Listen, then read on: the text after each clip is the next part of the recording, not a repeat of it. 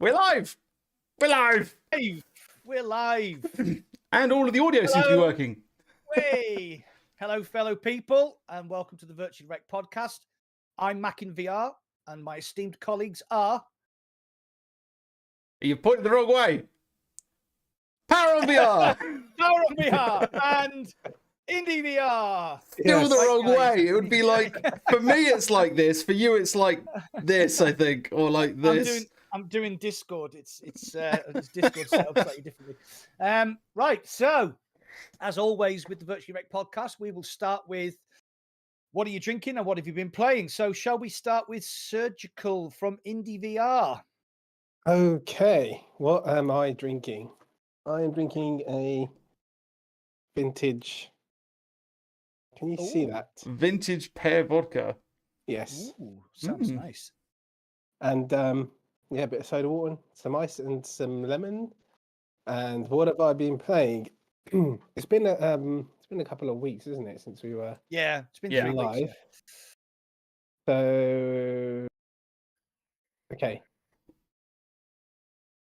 I have been playing Propagation, which we're going to talk about, Tactical Assault, Zona, which is like a kind of stalker game in VR. What else? Nanoforce, which is like kind of like Splatoon. Electric Enigma, a puzzle game. Shooting Star VR, which is like a kind of Mario kind of world archery game. And a Medieval I played. And that is it, really. Nothing, not loads, but a little bit here and there. Okay. So, Mr. Power on VR, what are you drinking and what have you been playing? So I am. You could admit that you've been playing flat screen. We won't hold it against you. I'll go into that in a sec. So drinking, we're on the Tango, but we've also slightly alcoholic, very effeminate. What did we say it was? It's pink lemonade cider. Just to have a little bit of something on the bank holiday, you know. Nothing hardcore, but yeah, we've got that. What have I been playing? So I played Paradise Hotel, and as Indy said, we'll get into that in a minute. What else have I been playing in VR? I played what's that game called? Another Fisherman's Tale. I did play that on PSVR 2 about 2 weeks ago, and that's really good actually. If you like your VR puzzle games, I'm straight up saying now, because I really enjoyed Fisherman's Tale. I thought it was absolutely fantastic, and Another Fisherman's Tale is like that and more. Like it's not got you in this one place with lots of stuff going on now. It's got like loads of different places, and I really enjoyed it. I thought it was great. I laughed, I cried, I did all of the stuff and the things. It was really good.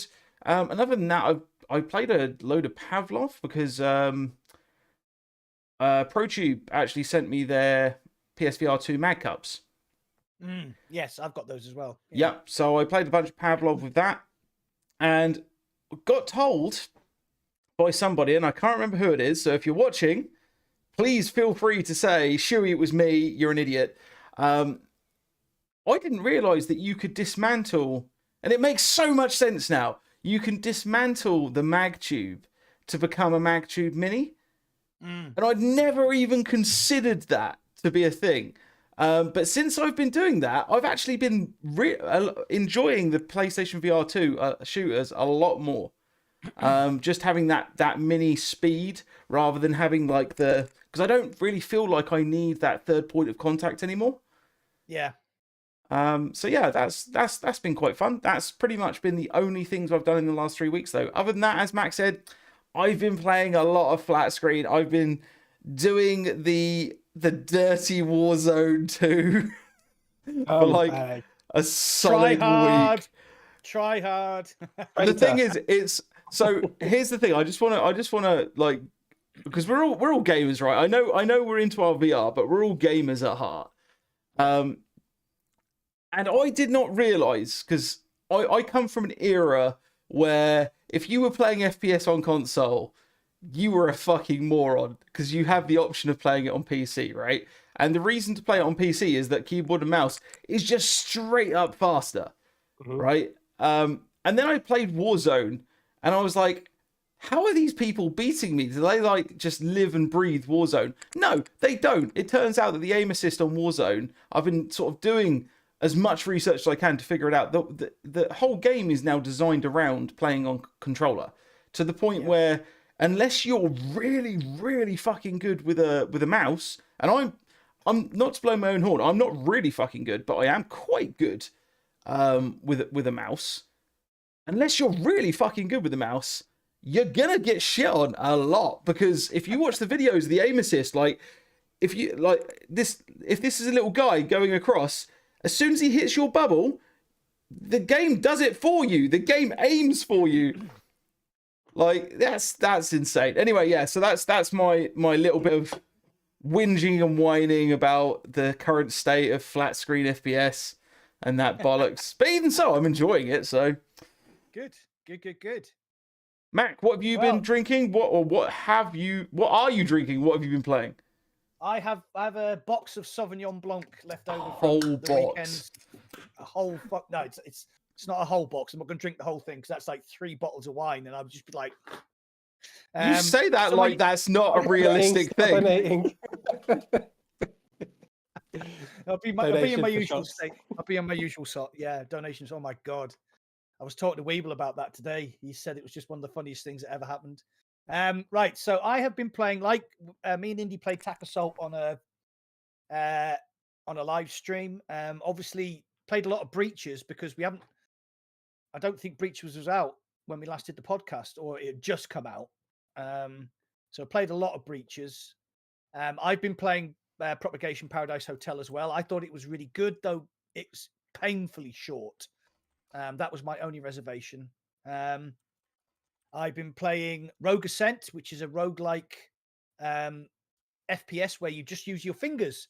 You uses hand tracking, and it works really, really well. Like 98% of the time, it's absolutely spot on. You get a few little errors, but mostly the last week or so I've been playing Wandering in Space, the single player element, and again that's another roguelike. So you're basically looting, killing, going back to your base, upgrading your weapons and armor, and I didn't realize until today, once you've beaten level 6, you actually then get further abilities. So there's the ability to cloak yourself. There's the ability to see enemies through walls. It's really, really good. So yeah, I've been completely addicted to that. I got access to the multiplayer. It's broken. So don't expect much from that if you have access to the multiplayer. It's a pity because it's free at the moment, right? It is, yeah. It's very broken. I tried to play for about an hour. There's too many things wrong with it. But if the devs can get the online part of the game as good as the single player, it's going to be awesome to go in there with 3 buddies. It's going to be amazing. Yeah, so I think it's early alpha at the moment. They're doing the testing, but I did play it back in September, and I didn't realize until after my stream that you could actually get all those extra abilities and stuff. So later down the line, you do unlock some really cool stuff. You do, yeah. So just literally about 4 o'clock, I was playing. I unlocked the stealth ability. I was using that, and then I've just unlocked the overseer ability. And the stealth one's hilarious because you can just stealth out, run up behind somebody, stab them with your laser blade, and just watch them like die while everybody else is just wandering around completely oblivious. It's really good. Yeah, I really enjoyed that. That's what I've been playing. So someone said Mac's mic's a bit low. I've just upped it. I've just upped Mac's mic a little bit. Okay. So I've got to put my glasses on because I can't read the chat. Hopefully you can't pick up Michael Jackson in my microphone because I can hear him with my headphones on. Apologies. If anybody's wondering what he's talking about, there's a kid who walks around the green just outside of Indy's house and just basically sings Michael Jackson songs into a bottle. Outs. They're just trying to cover up. Like, actually, Michael Jackson isn't dead. Indy's just had him in a closet for the last 10 years. Oh dear. Yeah. So yeah, the 2 times I've been down to visit at Indy, the kid's been on the green every single every single day. It's just, oh well. Poor lad's got mental health issues, but there you go. Me Right. and him. Right. What's the first subject? Can we talk about the Meta Gaming Showcase, which has been announced for the 1st of June? Mm-hmm. Am I going to be available for that? Hang on. Have you seen the trailer? No. It's 15 seconds long. It just basically says Meta Gaming Showcase June the 1st, but then it fades out and Loki's helmet from Asgard's Wrath is lying on the ground, and there's like a ghostly sort of giant god shape in the background. So my speculation is that they're going to port Asgard's Wrath to Quest 3. I don't think Quest 2 could run it. Yeah. No, there's no way. Absolutely no way. Hang on. Let's stick it up on screen, and because I genuinely haven't watched it. My PC struggled to run Asgard's Wrath, and it's a great game. If you haven't played it, I mean, it's still full price on the Oculus store. Okay, hang on. It's only 15 seconds, right? So yeah, literally 15 seconds. Yeah. Oh, okay, yeah. Yeah, so if you played Asgard's Wrath, super quick. Yeah, Loki is the guy who guides you through the game. And that's his helmet, and there's like in the background there's a sort of ghostly sort of god figure in the background. Why have they done it? Why have they suddenly announced the Meta Gaming Showcase for June? Does anybody else know what's happening in June? Quest 3? Apple. No, Apple. Oh, Apple are going to be releasing their long overdue, probably ridiculously priced, probably very, very beautifully designed, very small, but I think Meta might drop the Quest 3 launch day to sort of take some focus away from Apple. That's what I'm thinking. Yeah, I mean, we've thought this kind of stuff before, and they haven't done it. So let's see what they do. Do we have an actual date for Apple's release? Okay. The speculation. Okay, the price speculation is £2,430, which is $3,000. Date wise, 5th of June 2023. That's what they've done before to release stuff. So with that in mind, then, if I was Meta, I'd be doing this on the 6th. Because the news cycle only remembers the last big thing that happened. Yeah. Yeah, but what if they open pre-orders? That's a good point that Jay just made there. Also, Paul from the VR realm, he's said something really good. The last 3 big things that were announced were Splinter Cell cancelled, Assassin's Creed, and Grand Theft Auto San Andreas, which went into a black hole. They've literally gone into they've actually disappeared up Mark Zuckerberg's rectum. Brazilian jiu-jitsu. What are we classing as big? What do you mean? In what context? Right. No, this is the reason, right? Contextually, depending on what you class as big, depends on what you mean by the last 3 things. So, instantly, 2 games that come to my mind that are getting done, that we do have information about, that either have been released or are going to be released soon, is Among Us VR was a very, very big thing. Yeah. That they did, and Ghostbusters. Yeah. Ghostbusters has gone multi-platform now, though. Yes, it has. Yeah. So obviously Ubisoft thought, we're getting screwed about by Meta. Sod you. We're gonna release this to the biggest platforms so we can maximize our sales. That's not Ubisoft. That's Sony, right? No, Ubisoft's making the game, aren't they? What, for Ghostbusters? No, it's Endreams is making the game. No, it's Endreams. Yes, sorry, Endreams. Yes. Yeah, so Endreams has obviously said, right, we're getting screwed around by Meta. We're going to release it on Quest 2. We're going to release it on PC VR. We're going to release it on PSVR 2. So, yeah. Yeah. Will that be on Meta still, though? It will be on Meta still, yeah, but it's not exclusive, which when they first announced it, I mean, we did a live stream of the announcement. And when Avengers. Yeah. Yeah, when the head of games got into Ecto 1 and drove off, me and him literally lost our shit. I remember that, yeah. Yeah. Yeah. Yeah, no, I'm big for that. Yeah. But is there any news on that at all? The Ghostbusters? Because there was a different Ghostbusters game, wasn't there? Me and Doc Ock, every time we've spoken to Jimmy, we have like been jabbing him in the ribs. For those of you who don't know, Jimmy works for Endreams. I think he's their social media manager, but he might be even bigger than that. I can't remember off the top of my head. He might be the marketing manager. Either way, we've been jabbing him every time we've seen him, every time we've spoken to him, and he never gives anything away.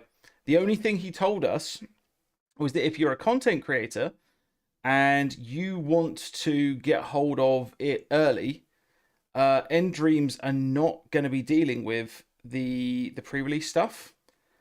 Okay. It's going to be completely handled by Sony because it's a Sony IP, and so they're keeping things quite close to the chest. Okay. Right, okay, I didn't know that. But Sony traditionally doesn't really give a shit about the little guys. So don't expect pre-release stuff from us. I have a feeling we may be overlooked. Yes. So it's going to be Mike, Beardo Benjo, Gamertag, probably Steve knows. BMF. Well, we won't talk about BMF.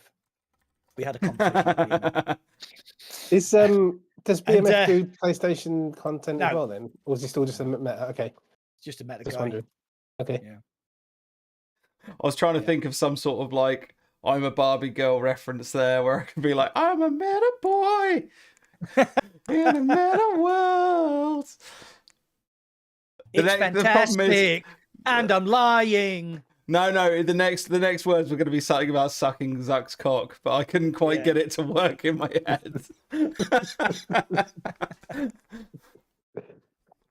Slightly demonetized there. Yeah, well, to be fair, I'm getting used to the little yellow fucking icon next to my live streams. Especially the propagation one where I nearly pooped myself and kept saying the F word. Yep. What are we still talking about the Apple headset? What do you want to talk about it? Like let's start with a very simple thing. It's coming out in June. Are either of you going to buy it? Fuck no. Am I going to buy it? Fuck no. So I think a lot of the functionality is going to be with the Apple phone. And obviously I don't have an Apple phone. No, me neither. I'm an Android guy because I like to decide what I'm going to do with the electronics that I buy. Yeah. So I'm interested because when Apple jumps into a space, it invigorates the market. You know, they're a big player. Yeah, and they did say that they're going to go towards gaming recently as well, didn't they? Yeah, but there's no controller. There's just that little click thing on the finger. So unless it's got amazing hand tracking. Yeah, that's exactly what I was going to say, because like the game you played this week, I mean, if it's all hand tracked, but it comes with no controllers, who's to say there isn't going to be some gaming controllers that are going to be an extra kind of thing to buy with them? Yeah, you just don't know. Right. Yeah. No, we don't. Apple been playing it very close to the chest. Yeah. I mean, even sort of Brad from Sadly It's Bradley hasn't really talked about the Apple VR stuff very much.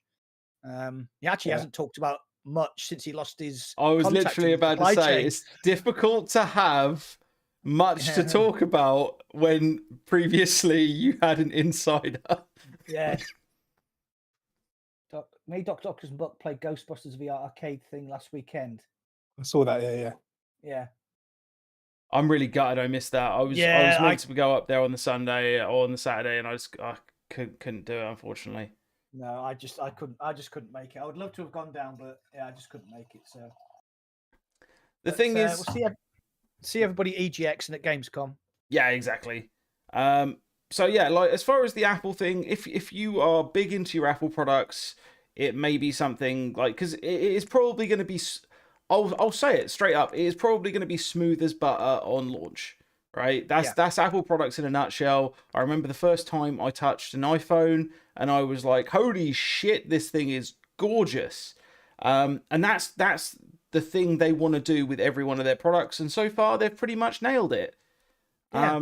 So yeah, I also think it's going to be a great device. It's going to be smooth as butter. I imagine it's more focused on the AR market than it is on the VR market.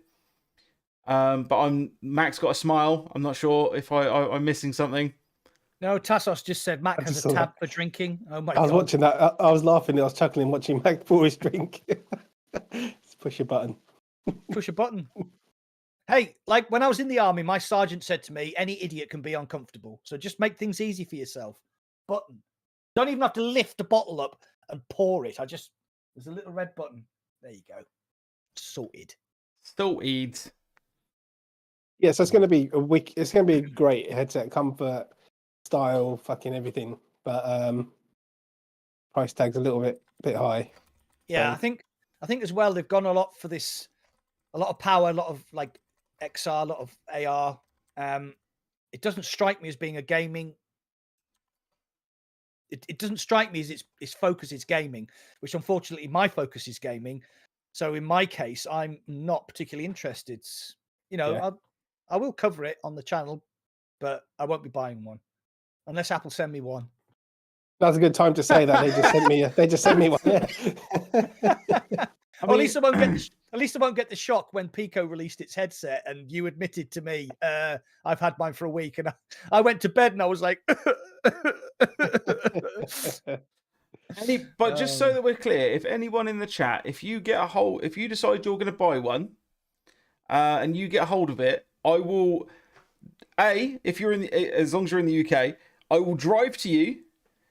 I will buy you dinner for the night and drinks in order to come and try it, because I'm not buying one. Straight up, I'm not buying one. But the 100 and so quid's worth of fuel and food and booze, I'm more than happy to spend to go and try one. So yeah, if you are getting one, get in touch, DM me, PM me, whatever. Does that include Shoey tokens? Yeah, that includes Shoey tokens. I'll even bring you stickers. There you go. Yeah, I mean, every time Apple jumps in, I mean, like, the phone, the watch, as soon as Apple jump in, people are interested, because obviously Apple, I think they've got like 50% of the phone market, and 50% of the rest of the market is Android. But then there's obviously like Samsung and Google and all those other different companies. Yeah, so when they get involved, it's interesting, and it's good. It's good for VR. It gets people talking about VR. Yeah. It'd be good to see what they come out with, and what they do towards gaming as well. Maniac Psycho said, "Fuck no, solely because I don't want you near my children." Jesus Christ, where did he say that? I missed that as well. Yeah, fucking hell. So, yeah, I see it. What am I missing here? I can't see it. 6 comments up. 5 comments Maniac up. Psycho. 4 comments. Maniac Psycho, yeah. Hang on, I've got Trip, but hang on. So Maniac Psycho, Trip. Have you got live chat? I've got it on the fucking chat. Top chat bollocks. That's what I heard. Yeah. Oh, I fucking hate this Top chat shit. Why doesn't it default to what? Yeah. Oh. Yeah. I know. Anyway, it's fucking annoying. With that in mind, cheers, Maniac. I appreciate it. That's so lovely of you. And fuck you, and you're not getting pizza. So you are not getting Shoey tokens. Yeah, no Shoey tokens for you.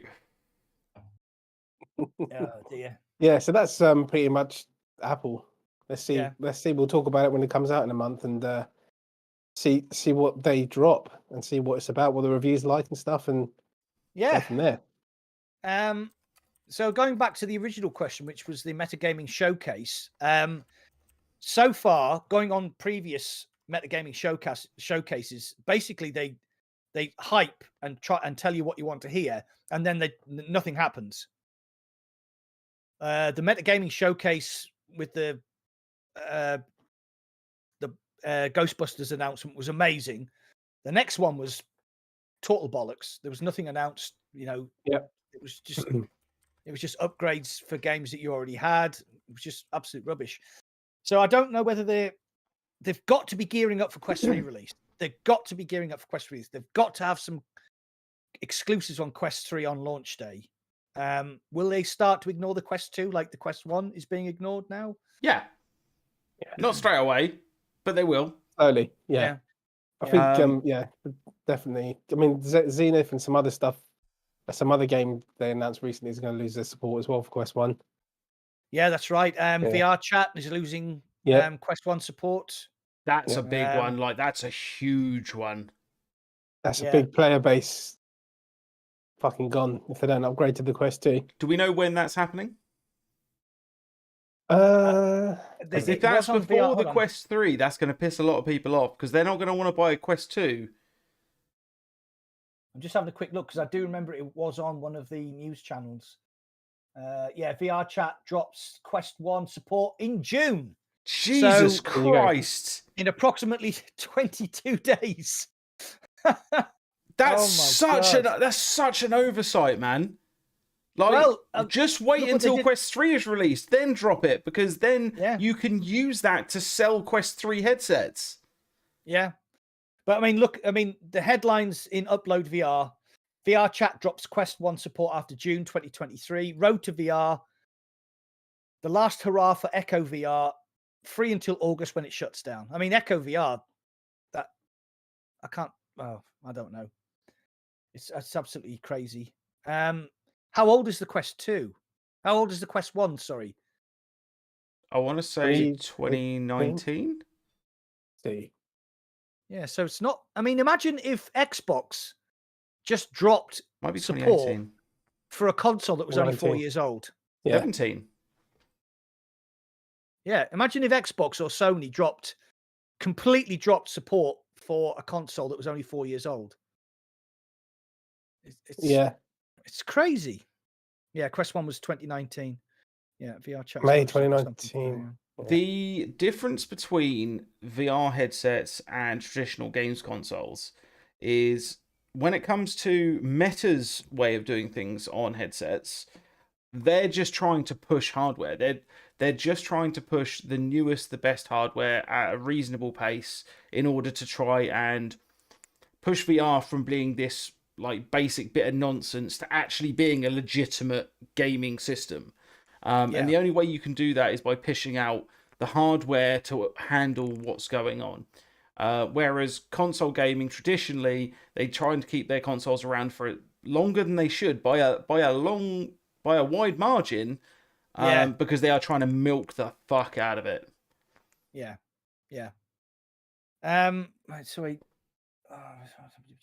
I did have a point to make then. It's just gone completely out of my head. Sorry. Carry on. No, that was all I had to say. It's just going to keep going on and on. They start slowly just dropping everything, and that makes you think about the Quest 3 announcement in June. You know? Well, bear in mind, we've still got 3 more headsets over the next 2 years to be released from Meta. Yeah. I don't think they're going to do a Quest Pro 2. I think they got their fingers burned. I'm not certain. Okay. Like, you got to think, like, at this point, it's not about, like, it's not like they haven't been developing it for years. Like, this thing must have been in the process for a while at this point. So what are they going to do? They're just going to throw that down the pan? Yeah. I just remembered actually the point I was going to make. So I had a comment on the Breaches video I did, where I did a graphics comparison between Pico, Quest, and PC VR. And basically, there's no difference. The PC VR version is a little bit sharper, but basically it looks exactly the same as the Quest 2 and the Pico version.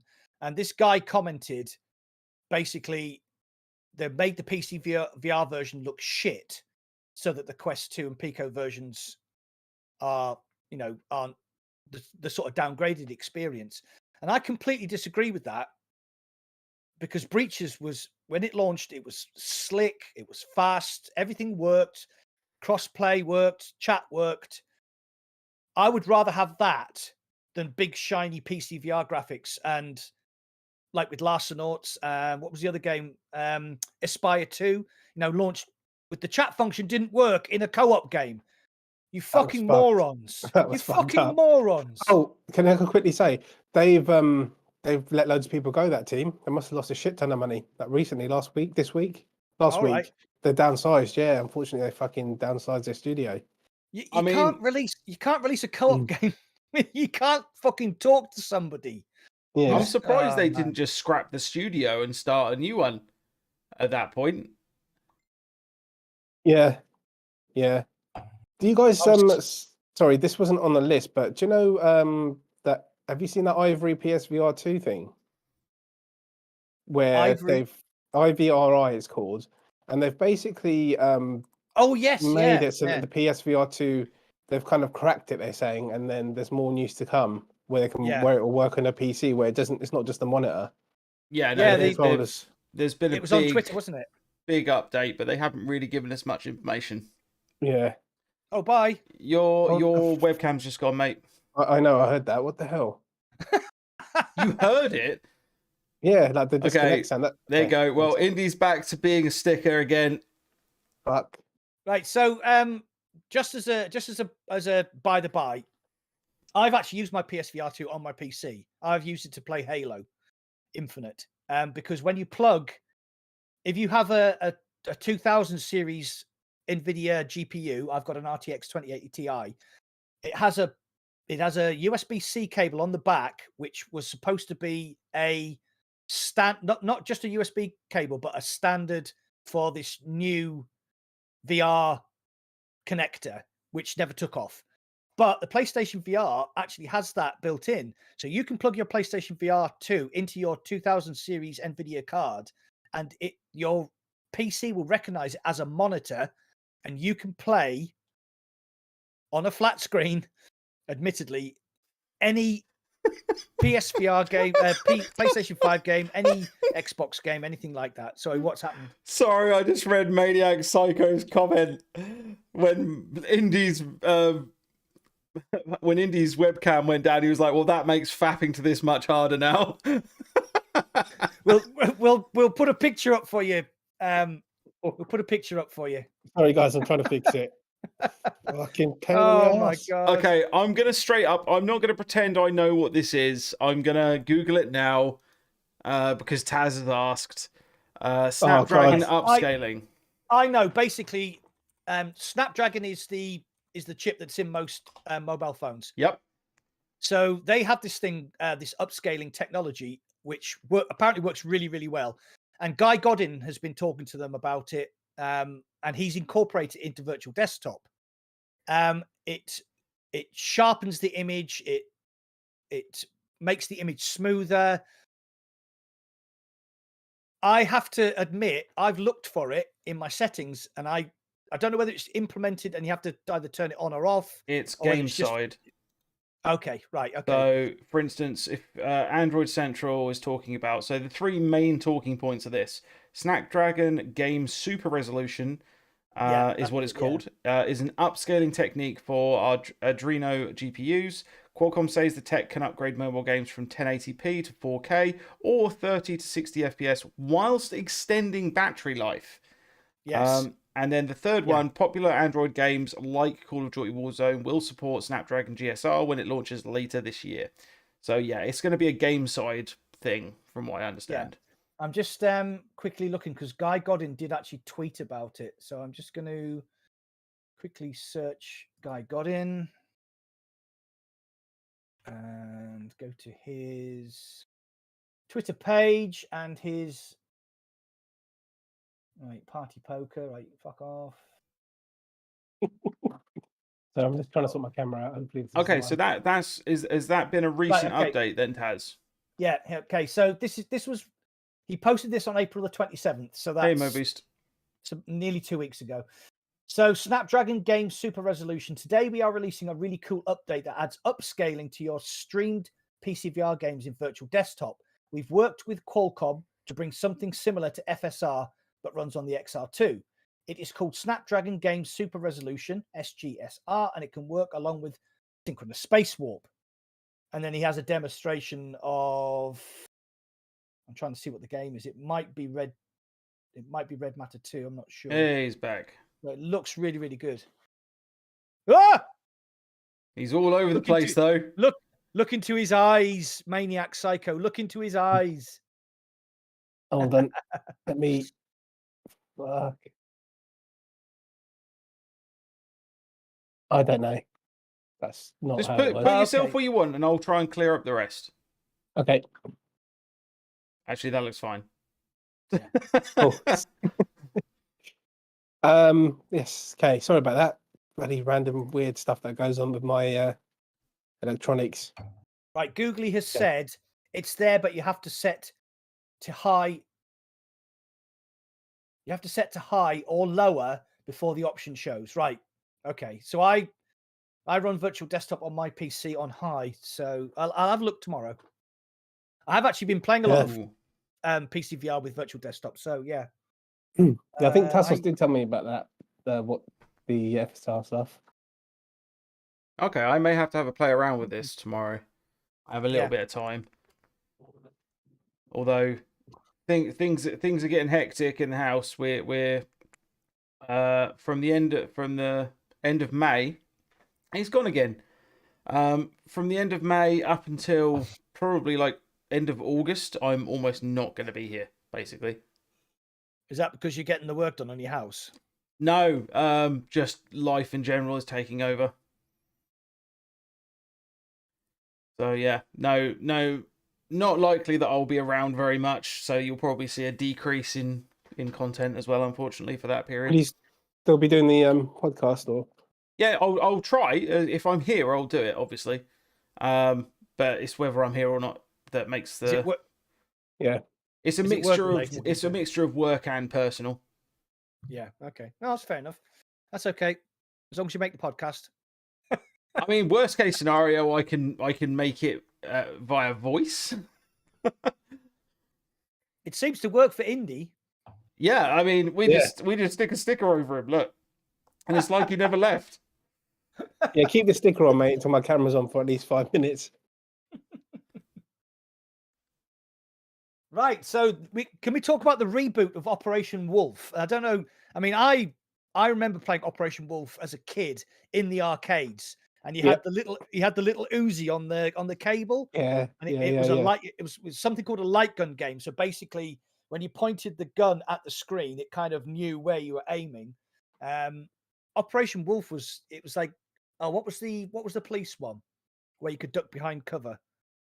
Not Time Crisis. Time Crisis, yeah. Time Crisis, yeah. So we've already got Time Crisis because we've got VR 1 and 2. Brigade, yeah, VR Crisis, Brigade 1 and 2, yeah, on Pico and Quest 2, which are really good, hard, but really good.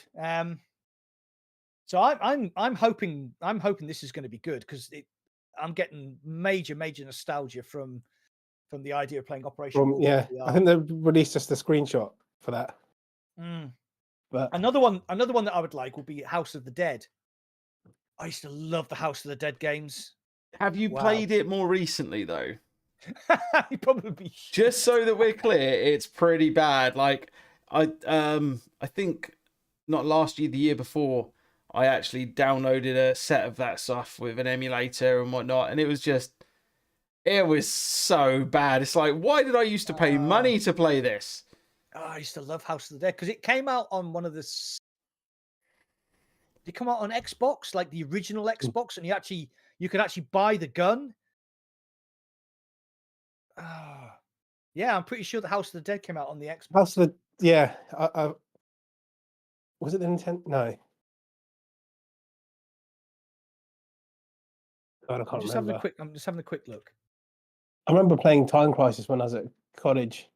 I played Time Crisis mainly on the PS1. Yeah. And what other game did the light gun work for? Oh, it worked for the Die Hard trilogy game. Oh, I used to love that. Yeah. I no one ever used to play any of the other two modes. They just used to play the Die Hard 2 mode in the airport. Oh god, that game was great. Do you know what, mate? I totally forgot about that game. So you mentioned it. It's been like 20 years. It's amazing. That game was phenomenal. Yeah, the Dreamcast. There you go, the Dreamcast. Oh my god. Now there was a console which was ahead of its time. Oh yeah, it was the first one to connect to the internet.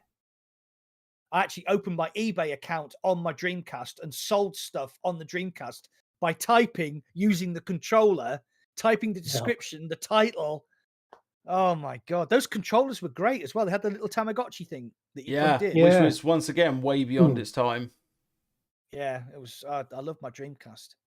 It was the first. It was. It wasn't called. Don't put me on. What was Yeah. it called? It called Metropolis Street Racer. Do you remember that? Nope. It's basically Project Gotham on the Xbox. Originally started off called Metropolis Street Racer, and it Great was game. like it was all. Basically, it was about styling it up. So you had to like drift around corners, and you got points for overtaking and drifting, and it was just an amazing game. Wow. Yeah. Project Gotham was what I first got with the Xbox original. I played that so much, that and Halo. Yeah. Like Yeah. brilliant games. Then they made a Because number 2 of Project Gotham, and then it stopped, didn't it? Yeah, it did. Yeah. Because the last car to be unlocked on Project Gotham was the Ferrari F50. Yeah, By the time you got there, you were so good at the game that you didn't need it. It was like a bit of a disappointment. But yeah, they were great games then. Okay, so they even had motorbikes, didn't they? Bye. Indy, you need to buy a friggin' webcam. I will.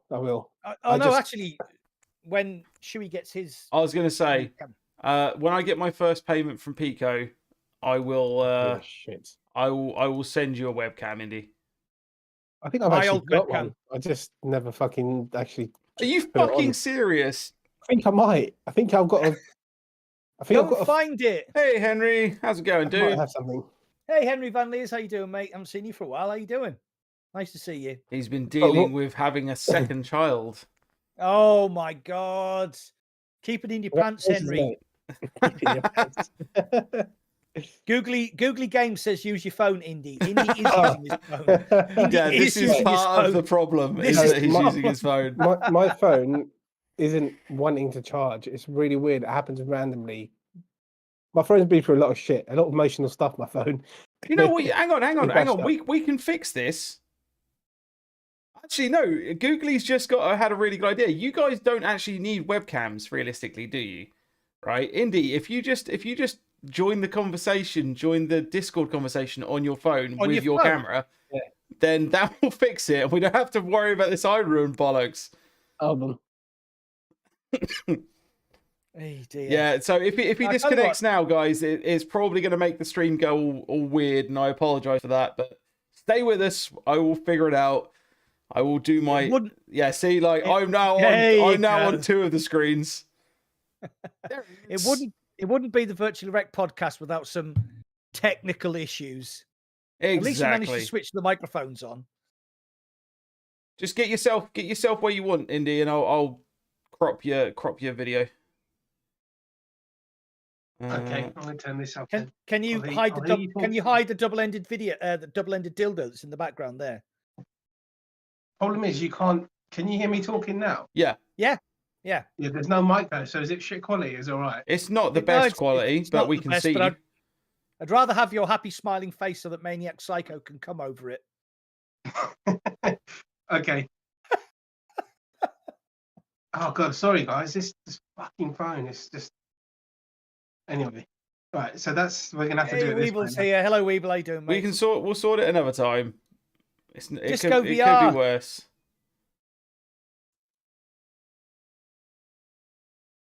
Right. Is he? No, I thought he'd frozen. I thought he'd frozen as well. Then he's just trying to fuck with us now. I'm sure. No, I was actually trying to read something.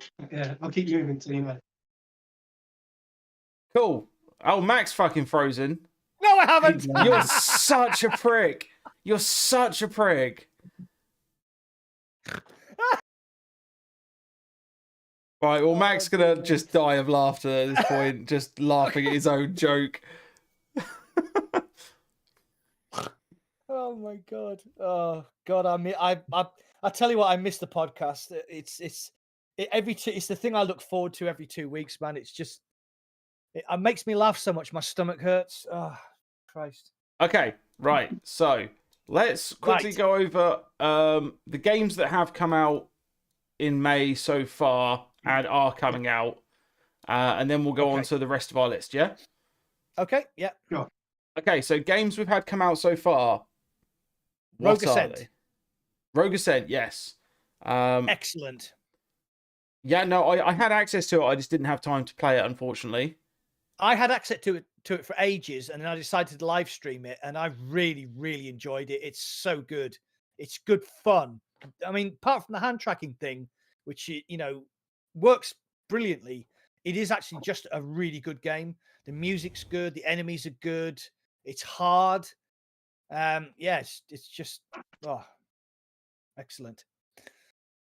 Right. So, what other games came out? Let's have a quick, because I actually made a list. Good for you. Surprisingly. Here we go. Right. So, Propagation Paradise Hotel came out on the 4th. We've all played that. Yep. What's your opinion on that? Okay, well let's start with yours, because I know what yours is. I really liked it. I thought it was very polished. It was very scary, but it was way too short. That's my opinion on it. I mean, it's longer than their first title. Yeah, because that was like literally 30 minutes, wasn't it? Yeah, you could bash it out in like 45, realistically.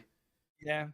Yeah, because I mean, I never played it, but I watched Indy streamed it. I don't know whether you were involved in that stream.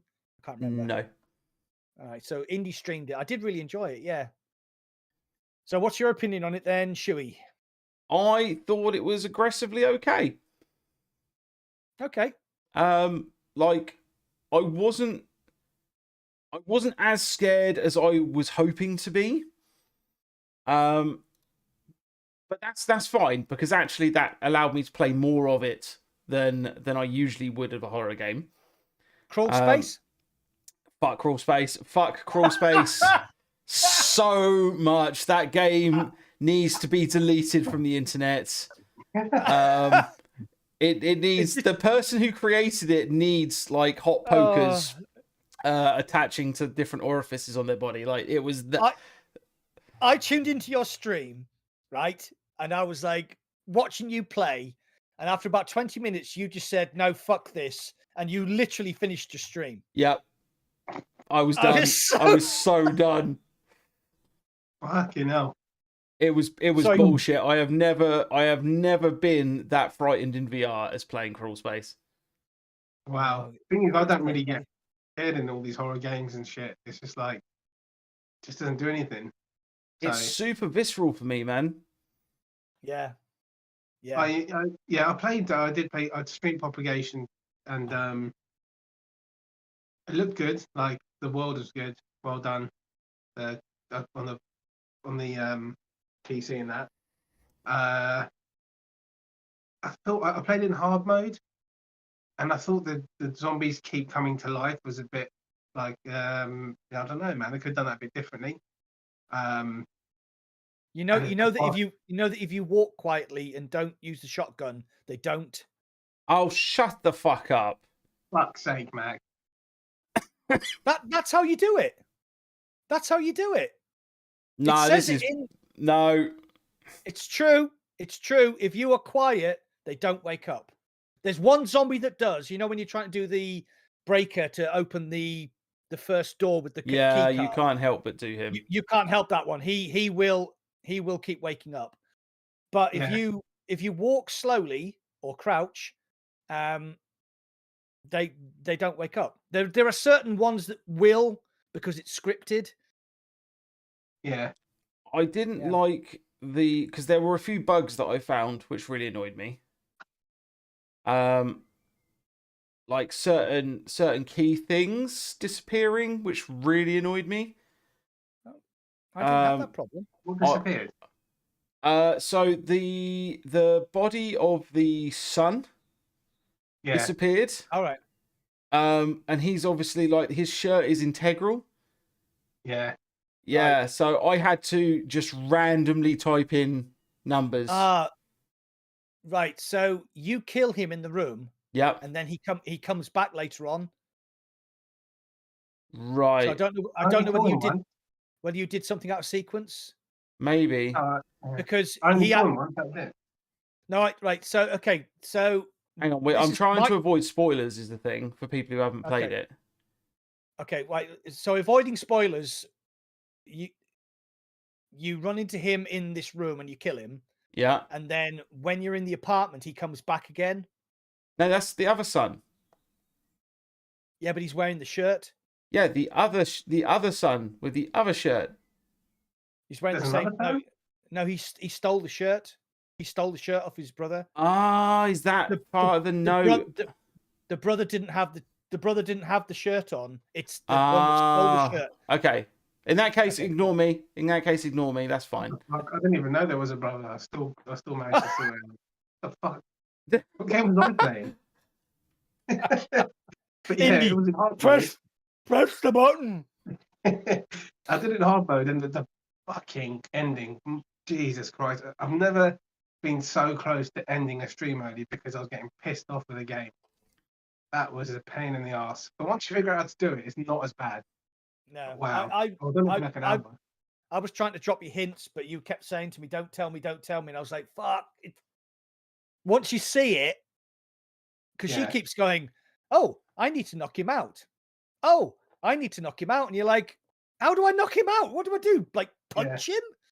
Like, The other thing that really bothered me about it, and it shouldn't have bothered me as much as it did, but the voice acting is so bad. It's so like the. I think what might have overshadowed it for me just a bit too much was the security guard that you're with at the very beginning of the game. And Owen, I would like to talk to you. We are in danger. And it's just like, dude, just shut the fuck up. Hurry up and die. Lost in space. That's it. Yeah. The guy who did the actual voice acting was told that's the way he should have he had to play it, because the old dude you run into a bit later on. Yeah. Who's like, "Hello, I am the concierge." It's like, she works at the fucking hotel. She's gonna know who the fucking concierge is. Yeah, it was. Oh, she fucking works there, does she? I must have missed that part. Jesus. Yeah, she's like.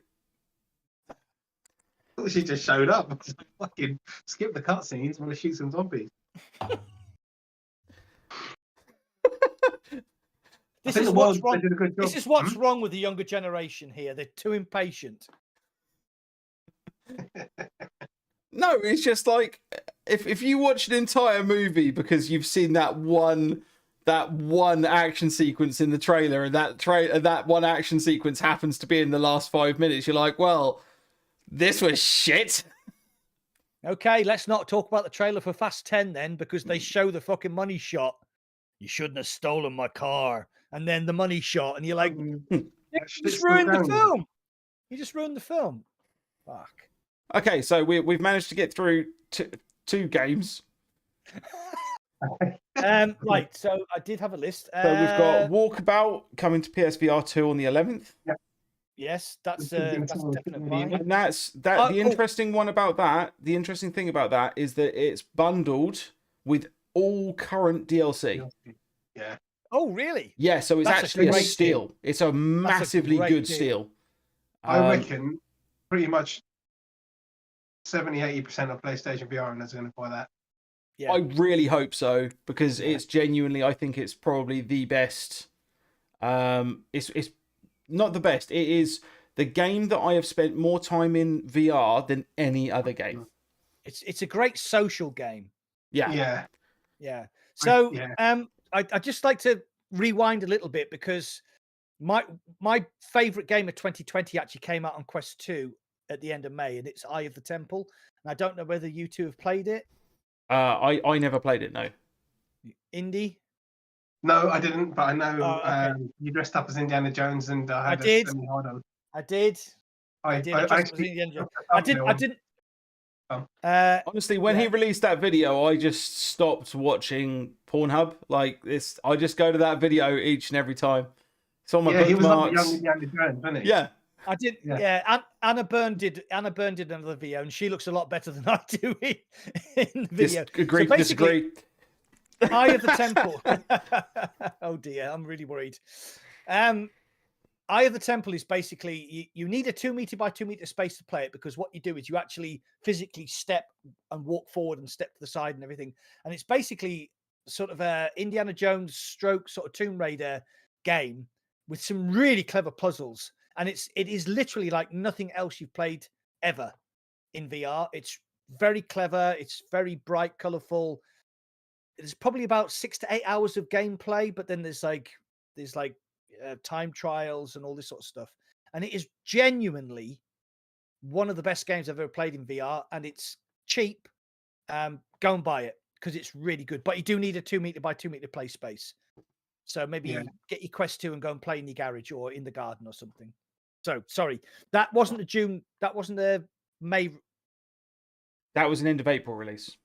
It was an end of April release, but it kind of was nearly. Yeah, because I think it was 30th of April, and you put it on the beginning of your May releases video. I did because it is quite simply one of the best games I've played in VR. So go and support the guy. He's an indie dev. One guy made this whole game. He did it on PC VR first, and he's managed to port it to Quest. So well done, that man. Yeah. Right. Sorry. Maniac Psycho has a good point, actually. If you want to play something similar to that, then T for God is also a very, very good thing to go and try. Oh, you've played a lot of that, haven't you? I never played it. Yeah, no, T for God is fantastic. Like, it's got so much going for it, and I don't think we still haven't had. I don't know if we've had a PCVR release for it yet. It's coming. I've been talking to the dev. It's coming. He's going to. I think he's going to announce it next week or something, like a release date. I've got to double check what he said. Because I have, like, that game has made it into, hopefully it's going to come out this month or this year, into 4 separate of my videos, and they've all been fucking wrong. Right, I'll tell you now, hold on. Oh, spoilers. Okay. I'll tell you what he said. Okay, he hasn't told me not to say it, so should I just say it? I mean, I'm promoting his game, right? Okay. And I will say right here and right now, like, this is a game worthwhile for your time. Yeah. So he's going to publish a trailer on the 17th of May with a release date reveal. Cool. I'll look forward to that. Put that in the diary. I'm going to be straight on that. I'm putting that one in my diary. Right. So the next game to release on the 16th of May is Humanity. I don't know if have you seen the trailer? Yes, it's quite fun. It's simple, and if you like Lemmings, then it'll definitely be nostalgic in that way. Plus, you get to play as this really cute spirit puppy. Yeah, Shinyu Inua. And then we have. I'm sorry, what did you just say? Shiba Inui. Shiba Inu. It's a Shiba Inu. There's a fucking it's like one of the biggest meme things in just Shiba Inu. It's it's even a meme coin, or it's not a meme coin anymore. It's a legitimate coin. It's a legitimate coin. Yes, it is. I don't know. I've got a cockapoo, for fuck's sake. I don't know what other breeds of dog's called. Right, then we have Dead Hook by Joywave. Hang on. We're not going in order here because you've missed another Fisherman's Tale. No, sorry, that wasn't on my list. When is it coming out? That's on the 11th as well. Right, you've played this. Yeah, and it's if you like VR puzzle games, it's really good. The humor in it's great. The storyline's really great. The level design is so well done. Like there are points where you for those of you who have played the original, you're in a model, right? You're in a model. And the whole thing is that the grandfather loves making models, and so he makes stories up to go along with the models. And he does the voices and everything for it. And in this, you're still in models. And at points you leave the model, it's kind of like fourth wall breaking, and it's just done so well. The puzzles are really fun. It's one of those games that you can genuinely chill out and have some fun, because basically you're this wooden puppet, and your head can come off, and your hands can come off, and your legs can come off. So if you throw your head to on top of a rock or something and look around, you can still move the rest of your body around. And you can Sounds really cool. You can pull off your hands and throw them, and then they walk along the ground like Thing from the Addams Family. It's a really well designed puzzle game. It looks good. It feels great. Well worth time and effort. I only played it on PSVR 2, but I had an absolute blast. So that's this Thursday then. That's this Thursday. Yes. Excellent. Yeah, right. The first one was good. First one was good. I enjoyed that. It's like some of the stuff they did was like I didn't experience in VR, like going into a thingy, and then looking out from. It's like quite trippy, but it's really well done. Yeah. So, yeah, that'd be good, man. Right. So on the 18th of May, we have 3 games. One of these I've played, and I know Shuey's played it because we played it at EGX. That's Everslot Invasion. Yep. On Quest 2. I played it with Henry Van Leer from the chat. He spent most of his time dead because I've played Everslot, so I know what it is. It's a hugely fast-paced game. You just need to keep moving, otherwise you die. And we have Dead Hook by Joywave. These are the guys who did Against and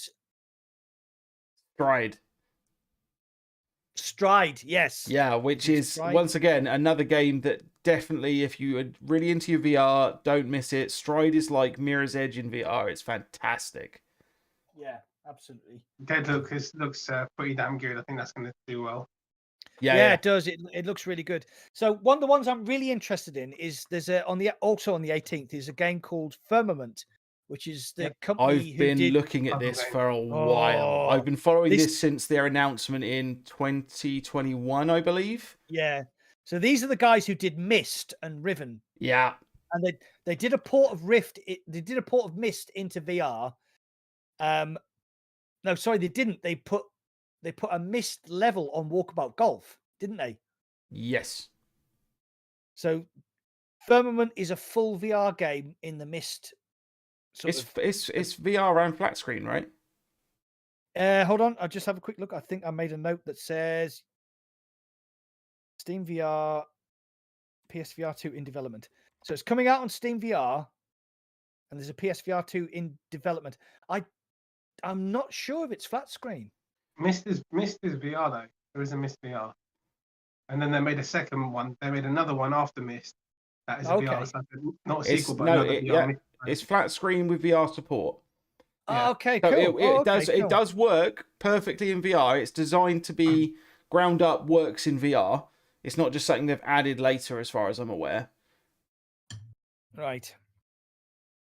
So the last game in May, there are actually more, but one of them got bumped, is the Hello Neighbor VR Search and Rescue, which is, I mean, I've never played any of the Hello Neighbor games, but apparently very, very popular on mobile and flat screen.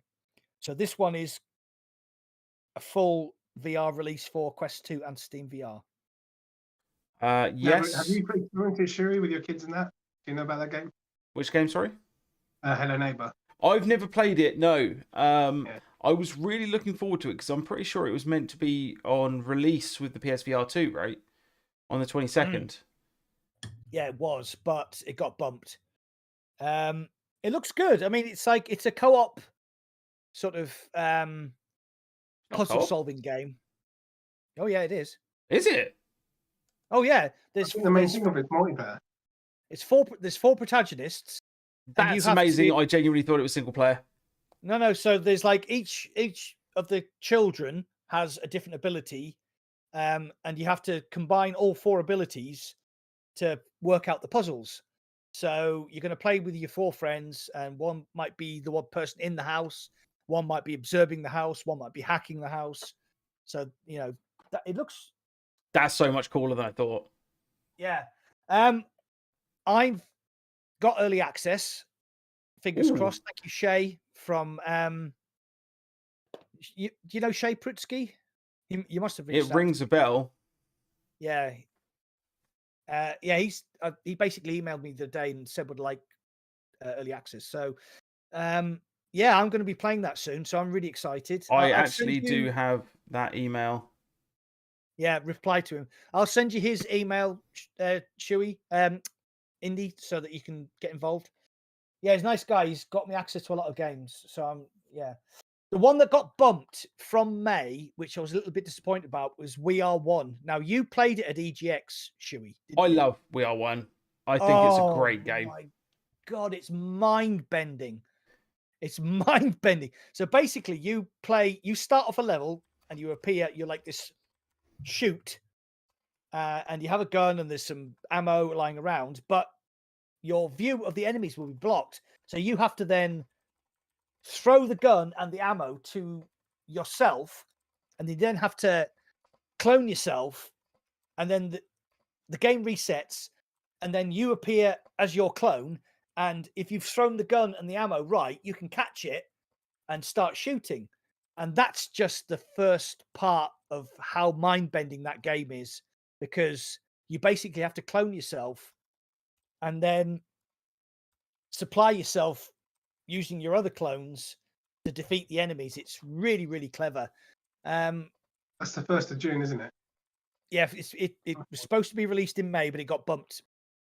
Excuse me, I do apologize. It got bumped to June. So I've played it. It's mind-bendingly good, and there's a time limit, so you can't just go, oh well, I'll wait until my clone over there appears and now throw the gun. You need to go, right, I'm gonna have a clone there, and a clone there, so I need to throw a gun, throw ammo, clone, guns, ammo flying everywhere. It's a really clever concept, and obviously the further into the game you get, the more detailed and complicated the scenarios will get. So, Shuey, you were looking for... Sorry, I just sent an email off to Shay. Because I suddenly realised there's actually another thing that I'd forgotten to follow up on with Shay as well. So, Shay, if you're watching this back at any point, yeah, check your emails. Shay got me access to Breaches, so I'm eternally grateful. Yeah, I was really late on that. And that was really bad. What other games we got? X8? Yep. X8? X8, yep. Comes out on PSVR 2, Quest 2, PCVR, I think. I've never even heard of that. I mean, there's probably a good reason why you've never heard of it. And that's because, and I really don't want to be this guy, but it doesn't look good. Okay. Sorry, guys. I'm gonna. This is like. I'm gonna switch to Discord. So there's not gonna be a picture. Okay, that's fine. I'll stick your sticker back up. Yeah, sorry, guys.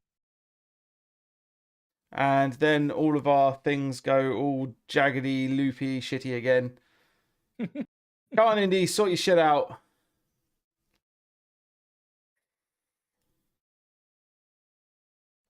There we go. No, but he hasn't got a video. Can you activate iRuin at least so that it sorts out where you are? You're in my house. I can touch all of Mac's things. Get off my things. There we go. Cheers, Indy. Get off my things. We can't hear you, by the way, though, dude. Right. So, VR Skater. It's a kind of magic. Yeah. Wait, is that coming out this month? No, there was a... Oh, hold on. There's an article in... Where is it? It's probably upload. VR Skater. I did actually get the page up, and it's just disappeared. Anyway, VR Skater. He's gone again. He's gone again. I'm back in Mac's room. Ah! Get off my stuff! Get off my stuff! I'm gonna rearrange the letters on his little board thing. I'm just gonna have it as Mac sucks. Lol lol. Mac sucks zuck. Oh my god. Indy, just use your webcam for fuck's sake. Yeah, VR Skate is really clever because what it does is it uses you don't actually have to have a physically tracked body. You use the controllers to do the tricks. So you can do like an ollie, you can do a flip, you can do all that sort of stuff. And it seems to work really well. So I'm quite looking forward to that.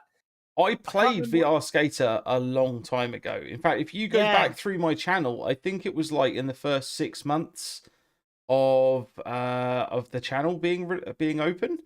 And yeah, no, I loved it. I had a great time. And the soundtrack, if you're into your Tony Hawk's Pro Skater games, the soundtracks, it is so on point. Like there's not going to be like Millencolin or like Guerrilla Radio or anything like that on there. But even so, like all of the stuff feels great. It feels very punk rock, very skater. It's great. I think the game's amazing. Good. I'm really looking forward to that. I'm a bit disturbed because I'm half sat in my room and half sat in Indy's room. Yeah. But you're in my room completely. And my room. You can fuck with my stuff. It's because we've been playing We Are One. That's what it is. We've cloned each other. Yeah. So, what was the other thing I was going to say to you? There's a really interesting ability actually on Skater, and that is you can physically ollie if you want. I'm not sure if it's still in there, but when I played it, you could actually jump to ollie. Really? Oh, that's so cool. No, it's dangerous as fuck. Oh, but your ceiling's dead low, isn't it? No, it doesn't matter about that. Even when I was playing with the high ceiling, the problem is you jump, and then your body, like, you're still trying to work out, because you're so used to standing in one place or moving around on your feet in VR. The idea of jumping is actually super fucking scary when you're genuinely falling to the ground as far as your vision is concerned. Oh, right, okay. So I fell over like 3 or 4 times before I was like, nah, this isn't happening anymore. This is bullshit. Right, you are going to have to carry the podcast for yourself for a minute because I need the loot. I'm an old man. Back in a second. God damn it, I haven't even got Indy to bounce off of. Okay. In that case, just be your usual interesting self. Oh, there he is. There he is. I don't know what mic I'm using here. I don't know what it sounds like. My God, everything's going tits up. My phone doesn't want to charge, and even that stopped working now. So like Discord died on my phone. Okay, can you please just use the virtual camera or something and just put something on screen so that it will sort out where you are on the podcast? Jesus Christ. There we go. That'll do. That'll do. Because then what I can do is I can turn off your video and then it just looks like your background with your sticker. Cool. Right. Okay. So I'm going to take this time very, very quickly and do something, even though I complained that I wouldn't have Indy, even though Indy is now here. I want to explain something to a few of you. And basically, for those of you who in my Discord, you'll noticed a distinct absence of me recently. And I really apologize for that. I really do. I'm pretty sure I've discussed it on here before in a few different ways. I go through periods of sort of severe mental problems and general sort of anxiety. And the last couple of weeks, mixed with me having to work night shifts and ridiculously god-awful amounts of hours, have really set me on edge. So I sincerely apologize for that. I am trying to do better, but please bear with me. It's to the point where I haven't even put on a headset in a week because I can't. Every time I put on the headset at the moment, all I think about is content creation, and that's driving me insane. So yeah, bear with the channel. It will come back. I will get back on track. But it might take me a little bit just to get back to the way things are and the way things need to be. But also, I want to point out something that I read today that made me feel a little bit better about it, because I've been feeling super guilty about it. For those of you who don't know who this is, Atom Bombody. I mean, Mac, you obviously know who Atom is. Indy, you know who Atom is? Yep. Yeah, so fantastic content creator. Also works with the Live team, as far as I'm aware. Yeah. Really, really helpful to the community. Really lovely person. She's now part of the F Reality podcast. And she recently, as far as I'm aware, it was either today or yesterday, made a really, really long Twitter post about content creation and mental health. And because it's really interesting because the way she's talking about it is from the perspective of she used to be a female bodybuilder. Yeah. And she did like all sorts of really cool shit.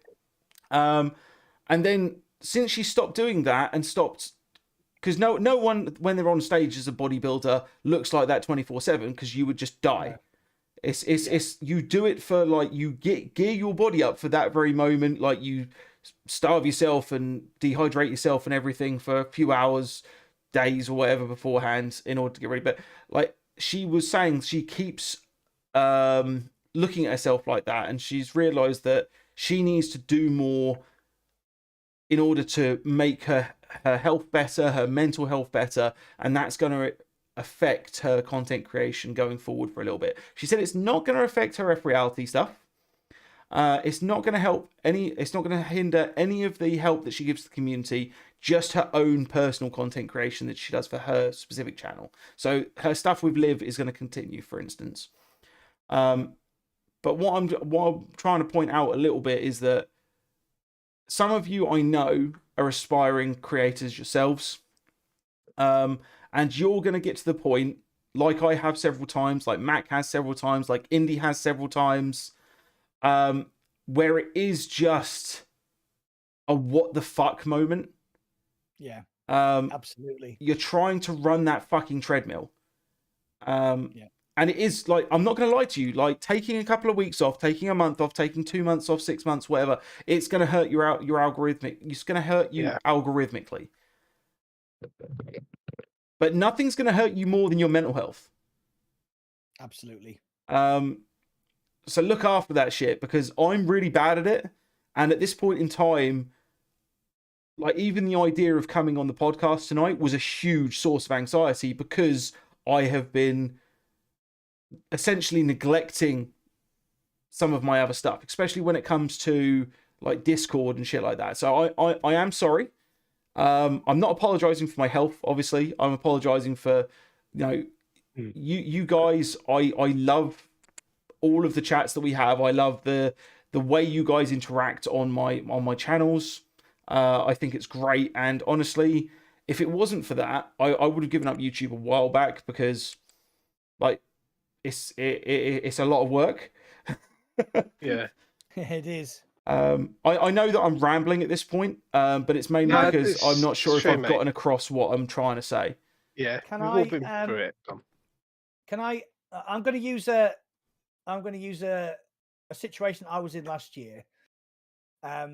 So my channel is like 15,000 subs. It's small.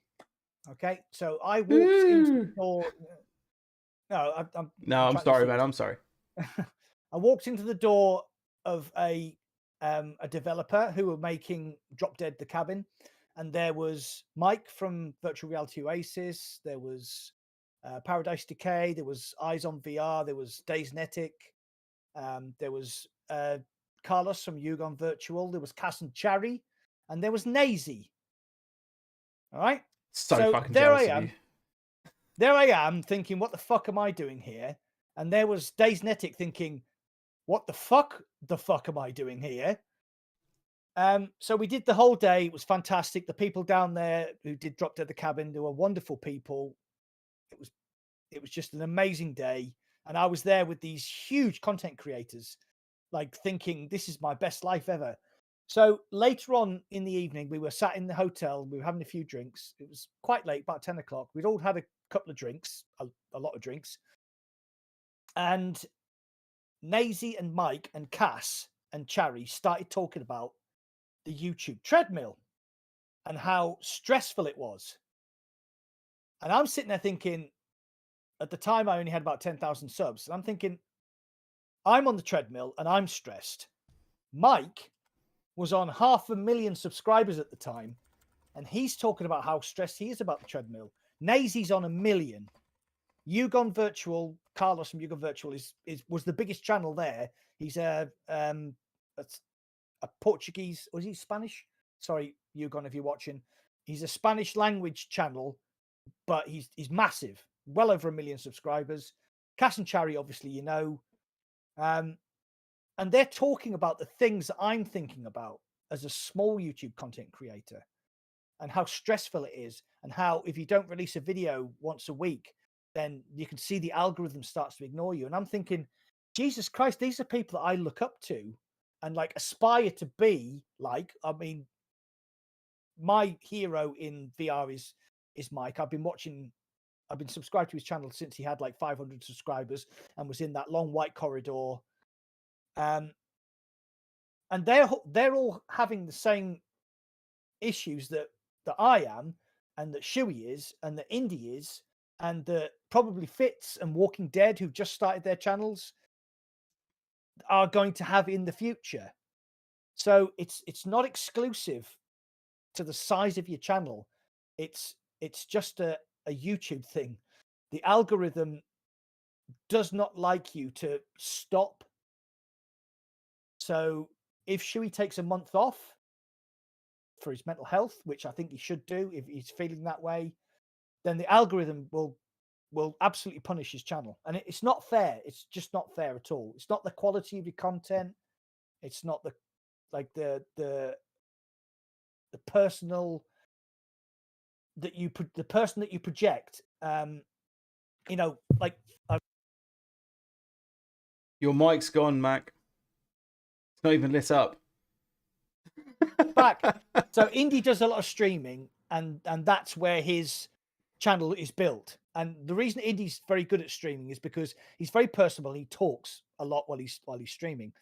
So, and Power On is like a big beardy guy who's like dead enthusiastic. And I'm just an old guy with a load of experience. So that's the sort of root of all of our channels. But if you don't make a video and put it out in 1 week, I can literally look at my stats and watch them fall off a cliff. It's crazy. It's absolutely crazy. And it's so stressful. Yeah. I know. We've talked about this before. Yeah. Is that when Tabor came out, I got something like 20,000 more views when I was streaming it on my channel. And then it's kind of died down and it went down to fuck all. And then it's just like, it is a thing with the algorithm. You can't have a week off. You can't, it has to be something. And even for me, it's like, because streaming is totally different to uploading a video. I don't know how it works with being discovered and that kind of stuff, but I don't upload as much. So I'm kind of like just streaming mostly. But even like, see, Walking Dead was saying, because he was getting stressed out about fucking, because he wanted to get to 100 subs. So he got to 100 subs, and then it's just like, yeah, on YouTube, it's just like fucking getting anxious and just fucking worrying about, you want to get to, you got goals and stuff, and you got to stick to it, and yeah, it's really hard to take a personal kind of. It's true, you get punished. You get punished at the end of the day. You do. So yeah. Googly, just to answer your thing, you said build up a backlog and release on a schedule so you can take a mental week. And no, he's not wrong to an extent.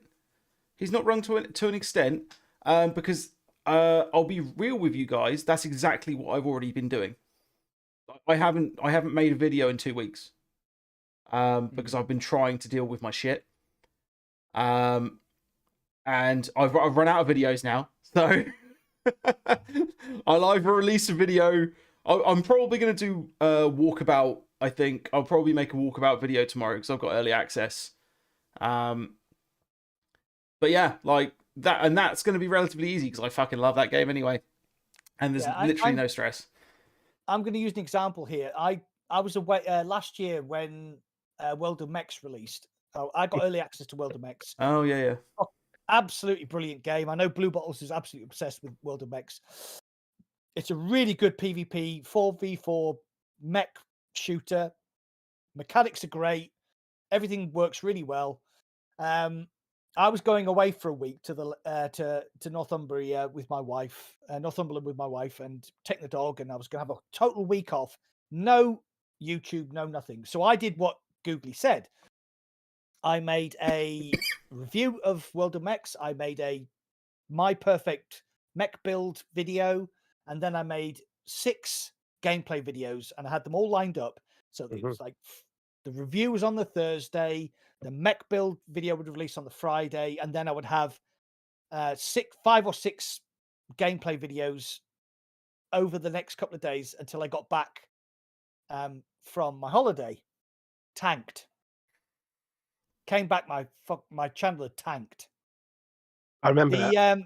The the mech build video did okay. The reviews don't do anything on my channel. I don't know why. If I review a game, they'd never do anything. But the gameplay videos, which I thought were pretty good. Yeah, they were. Yeah, they probably got 100, 200 views. And when I got back from Northumberland and turned my PC on and went to my channel, it had done this. I was like, what? I don't understand. I just don't understand how this system works. It's weird. It's weird. And then, so I'm going to use another example here. Shuey, you did a video and it was 50 games releasing in 2023. Yeah, and it did 300 and that something went, K. Yeah. I mean, that did like 100,000 views in less than a couple of days. And I was like, wow, that's a great video. Yeah, it was. The thing is I'd looked. That video was produced purely based on research of the time of year, the type of videos that do well, and what hadn't been released already. And if you look at the schedules of other creators, within the next 3 weeks, several of the big names did exactly that video.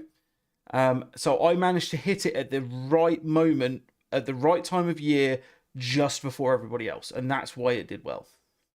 Yeah, because I remember by 2023 January indie VR games, I did the same thing. I think it was meant to be the first, but I think on the second that it came out, and my channel did well. But yeah, that's that. I remember we were talking about the thumbnail. Do you remember that? That's been December. Yeah. And they just went, man. Your other video did really well. Your Pavlov on PSVR 2, that went mental as well recently, didn't it? I've done, in the last 6 months, I've done 1 million views. Fuck, you know. What? Yeah. The channel's done 1 million views in the last 6 months. Bloody hell. That's amazing. Yeah, no, and it's all because like a few videos have just gone fucking Congratulations. mental. Fucking awesome. Take that, mate. Take that. Have it and take it and be proud. That's amazing. I'm trying to find out now how many views my channel's had recently. But yeah, I think you got to take time for yourself and fucking make sure you're like you said, mental health and your family and all that, everything comes first, mate. You always bounce back. It's just that the period where you're not making content and that, and it just fucking feels like shit.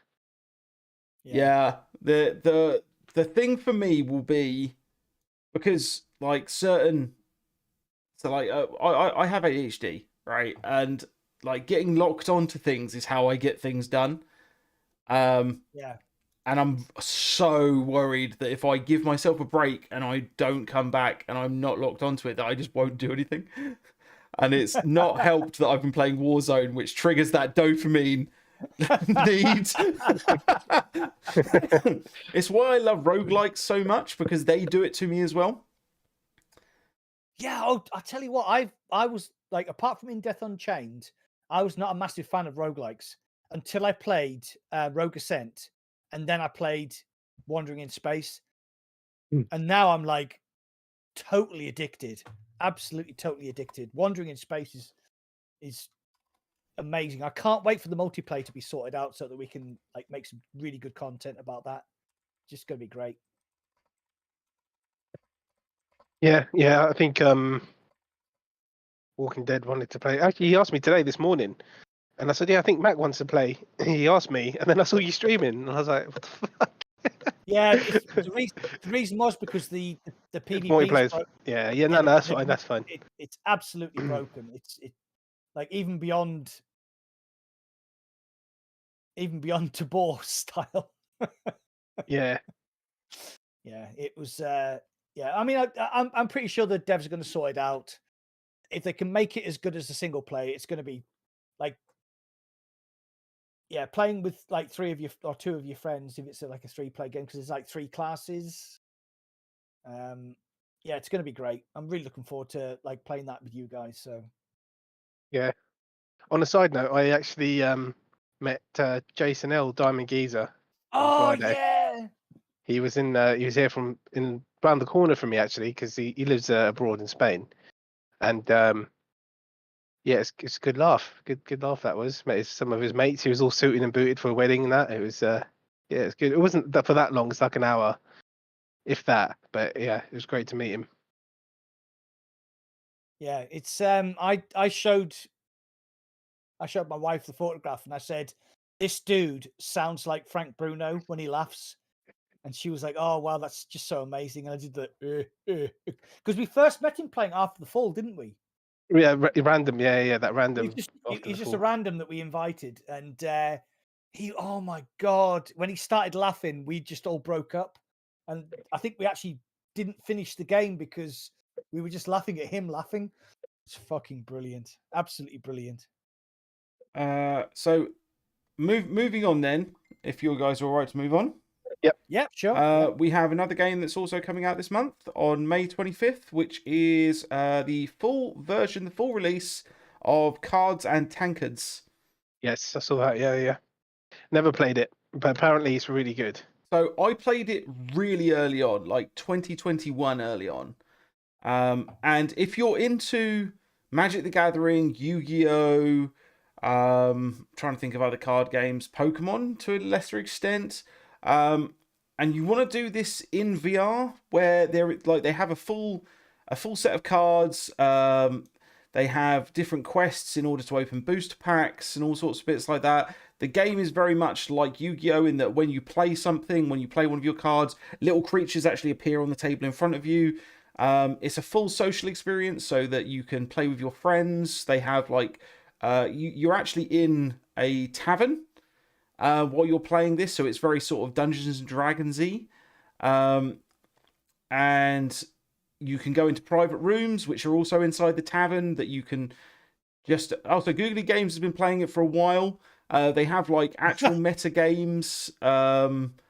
If you understand what I mean by that, yeah, it's a good game. I've been meaning to get back into it, but haven't really found the time because I have a feeling it's one of those games that I'll lose myself in, same as I used to with Magic the Gathering.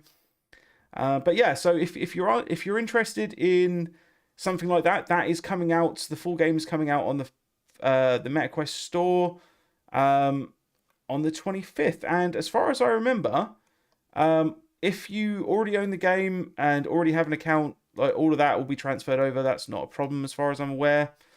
But yeah, it's quite good. Go check it out. Cool. Indy's face. He got his face melted because of Michael Jackson. Shambo, motherfucker. Yeah, I've just got issues, mate. Stupid phone. Yeah, so it did. So in March, PSVR 2 came out. Since then, it has been dribs and drabs and pretty quiet, but now it's kind of heating up again for the summertime, right? So it's an exciting time again because it did go a bit quiet for a while. But there were a few games here and there, but now it's starting to kind of they're all starting to come out of the woodwork, which is great. So should we have a quick look forward at June? Because I have a small list of games. You've already got a small list of games, have you? I already have a small list of games coming out in June. So We Are One, which you've already talked about. Mm-hmm. I'm really excited about that. VR Skater apparently is coming out in June. Cool. We have Sea Smash coming out on PSVR 2. But the big one for me, I'm a petrol head, an F1 2023 or F1 23, as they've decided to call it. That is coming out on launch day with full VR support. Now, I know that 2022 was a came disaster. out and it was a fucking disaster because it said that there was all of these steering wheels and sim rigs were supported, and that was completely not a bollocks. At the time I had my Thrustmaster TX, it didn't work. It said it did, but it didn't. But now I've got... Now you've spent $1,000 on that. DDD Pro. Simon Geezer was telling me there's 3 ones, isn't there? There's 3 top tier ones or something, right? Or those steering wheels, or am I wrong? Basically, the direct drive wheels from Fanatec are all the same as the GTDD Pro. The base is Right. the same. I got the 8nm power supply, which means I get the full power. But I am really excited for F1 2023. So I'm hoping that they've learned the lesson from 22 and that it's basically just going to work out of the box straight away. So I've recently watched the Drive to Survive series on Netflix, where there's like 5 series covering 2018, 2019, 2020, and I've actually got back into Formula One because of that, because the series was amazing. Go and watch it. The episode where Grosjean has his accident and bursts into flames is just some of the best telly I've ever watched, as far as documentaries go. So my passion for Formula One has been reignited. So I am super excited for F1 23. I have a feeling you might be the only one on this podcast that is. Indy? No, Fitz. There's going to be people in the chat who are excited for F1 2023. You're not. Indy's not, but I am. Indy, thoughts? I'll support Mac's live stream. Yeah. Yeah. I do, like I always say, I used to play flat screen games racing with a controller, and I was pretty good at it, but I've never actually done the whole sim rig stuff. So yeah, but F1 specifically. Oh god, I mean, it's so close to just being NASCAR, really, isn't it? It's fuck. It's the same. Yeah, you're just turning left over and over, and occasionally right. A bit of a pit stop here and there, and yeah. Formula One has a 70-year history. Imagine if marathons had pit stops. Yeah, it'd just be shit, wouldn't it? It's yeah. The whole point is just to keep going as long as you can. Yeah, I mean, wait, we haven't finished. You're not a petrol head, so yeah. Do you know what I've always called it? Right, it's the big No, you go, because I'm gonna just put this to bed very quickly. I've always called it the biggest fucking waste of fuel in human history. I agree with that, but most importantly, Mac reckons he's a petrol head, but obviously doesn't know that F1 cars don't use petrol, so he can't be that much of a gearhead, and we should put this away and everyone knows it's diesel. I am surrounded. I'm surrounded by Philistines. So now, if you're watching the podcast, you understand my struggle trying to teach these amoebas how to. I don't know. Oh petrol. God. Marcus Phoenix is a wanker. He's also a pussy. Just so that we're clear. Actually, yeah. Do not insult the Phoenix. Yeah, I was going to say, you've got to be careful. If Mac was to actually move, like his sort of display, you know, in those sort of old Scooby-Doo things that like it sort of opens and it leads to a secret room. That secret room is just filled with like pornographic fan fiction of Marcus Phoenix and Master Chief, like driving around in F1 cars. Yep, see, that's probably that you don't realise, but the trousers come off of Master Chief in that one. They do. It's got a little button at the back. You just press it, and his armor falls off, and little Master Chief pops out.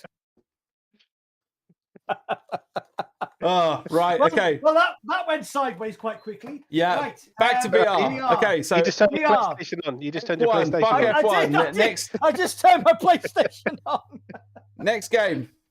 Okay, come on. You had a list. I had a list. No, that was it. That's as far as I've got. Oh, why did we finish with F1? We could have started with that and just gotten over it quickly and talked about real games. So I'm looking at other. I forgot how much I hate you. Big beardy git. So Zenith. Let's talk about Zenith quickly, because they've got an update coming out quite a major one that's been promised to us forever and ever and ever. The PvP. the Ninja Cyber Ninja update. Yeah. Oh, right. Okay. Oh, with loads of other stuff on it. That was teased like a year ago. That was teased a couple of months after Zenith came out. Like, while we were playing it, they were teasing it. Yeah. Because like the sketches came out, and the sketches were like, "Oh yeah, he's gonna do these cool things. He's gonna have grappling hooks and all that stuff." Nope. Yeah. Just no. No, they couldn't work out how to make it work, so he doesn't have grappling hooks. So here's a question: when was the last time you played Zenith? Never. 3-4 weeks ago. Oh, really? No, I haven't played it. We had like a really good run of like playing it when it first released, and then we just stopped. Yeah, like the grind got really real. Yeah, it was difficult to get through the grind. If you're not making content, I imagine I would have probably continued because it's my kind of game. In fact, if my missus didn't have such problem with VR sickness, she would have loved that game. It was very pretty. It had everything that she would have wanted. Like, they are continuing to update. They've released sort of several different bits and bobs over the last year or so, including like more end game content, more armors, more weapons, more abilities, all sorts of things. Is anybody playing? What's the stats? They still have a player base. I don't know what the stats is like. They've still got a loyal they've still got a strong loyal player base. It's not as big as day one, obviously, but there's people still playing it regular. Is Samachi still playing pretty regular? Do you know? No idea. Because he was a huge proponent of that game. And Population 1 as well. Yeah. Because a lot of his channel was built around Population 1. Yeah. Because he actually is the captain of, I want to say, Vortex, the esports team as well. Oh, okay. Like, they played a lot. I think they played in the VR Master League, as well as the Veil tournament as well. Veil, wow! I haven't played Veil since we got all the early access and releases and everything. So, how's that going? Because I've not played that for a long time. It's just a few hardcore players now. They have just moved everything over to Unreal Engine 5, though. Which is something they've been meaning to do for a while. They've just moved over to Unreal 5. They've literally this week, I think, released a new map.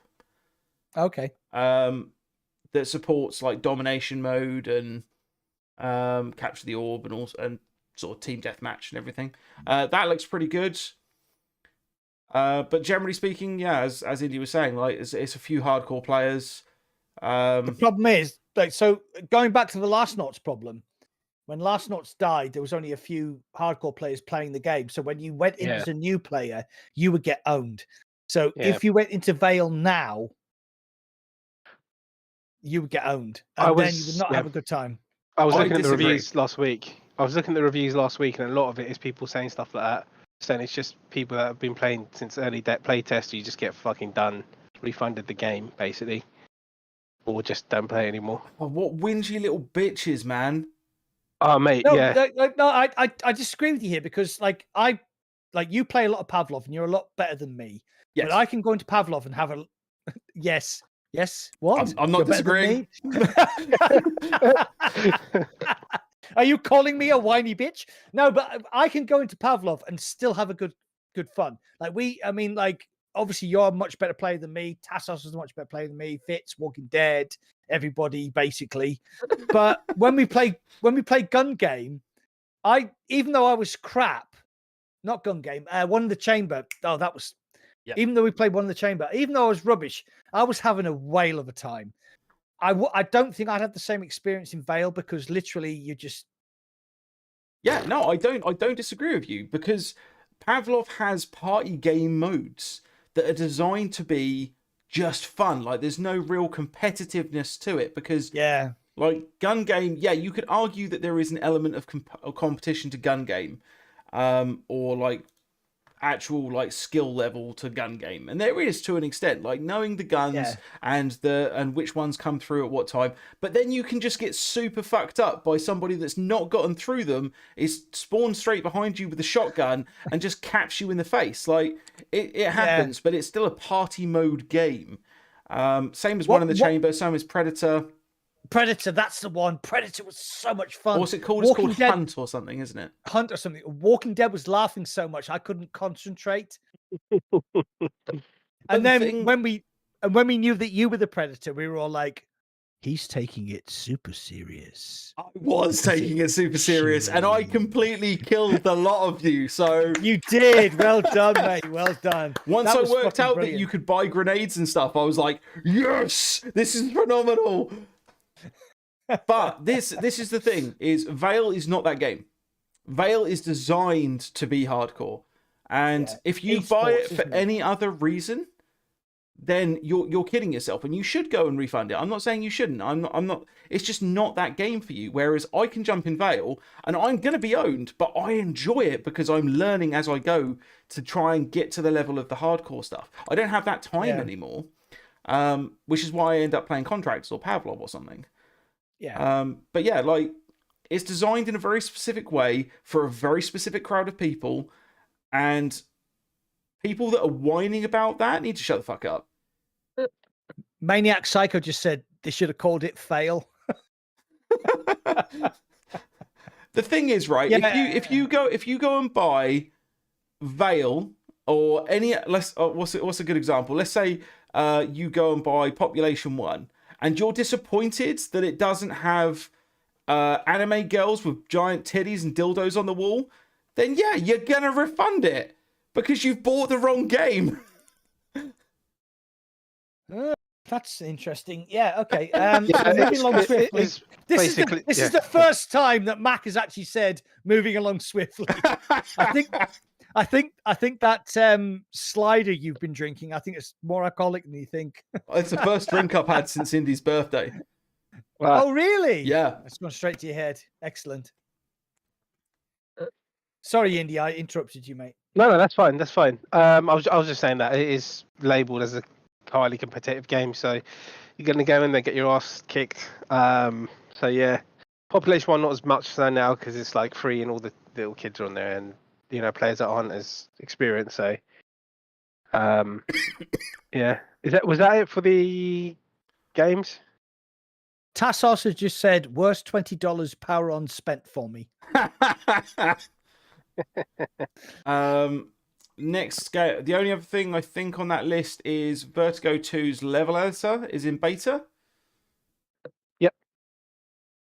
Is it? Vertigo 2 has slipped under my radar. This is one of the games I feel I should really play. Everybody's been raving about it because it looks really good. It's like a bit left field. But everybody I've talked to who's played it has said it's really, really good. And I just, like a fucking idiot, haven't actually played it.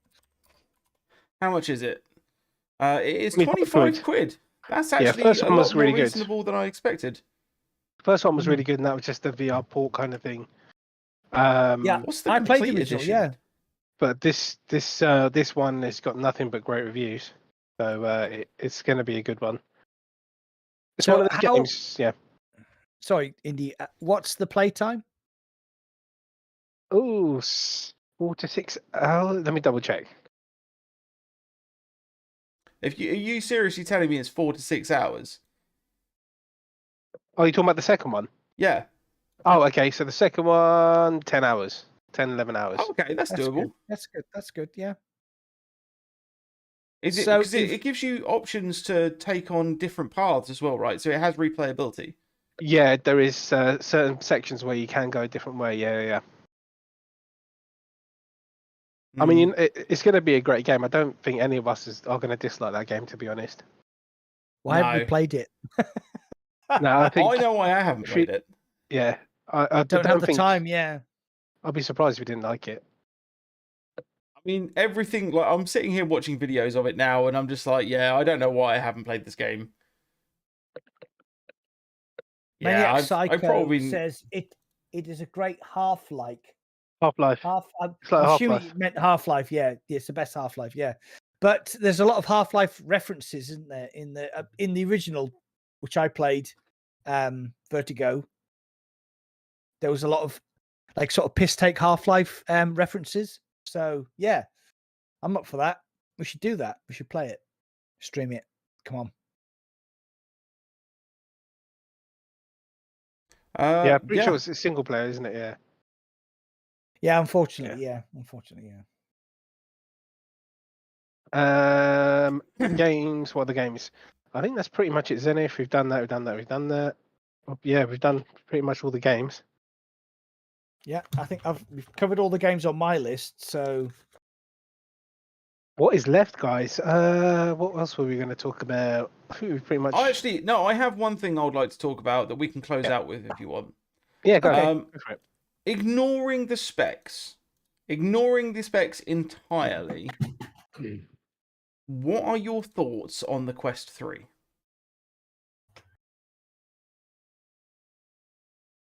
Indy, do you want to go? Because you're a Quest hater.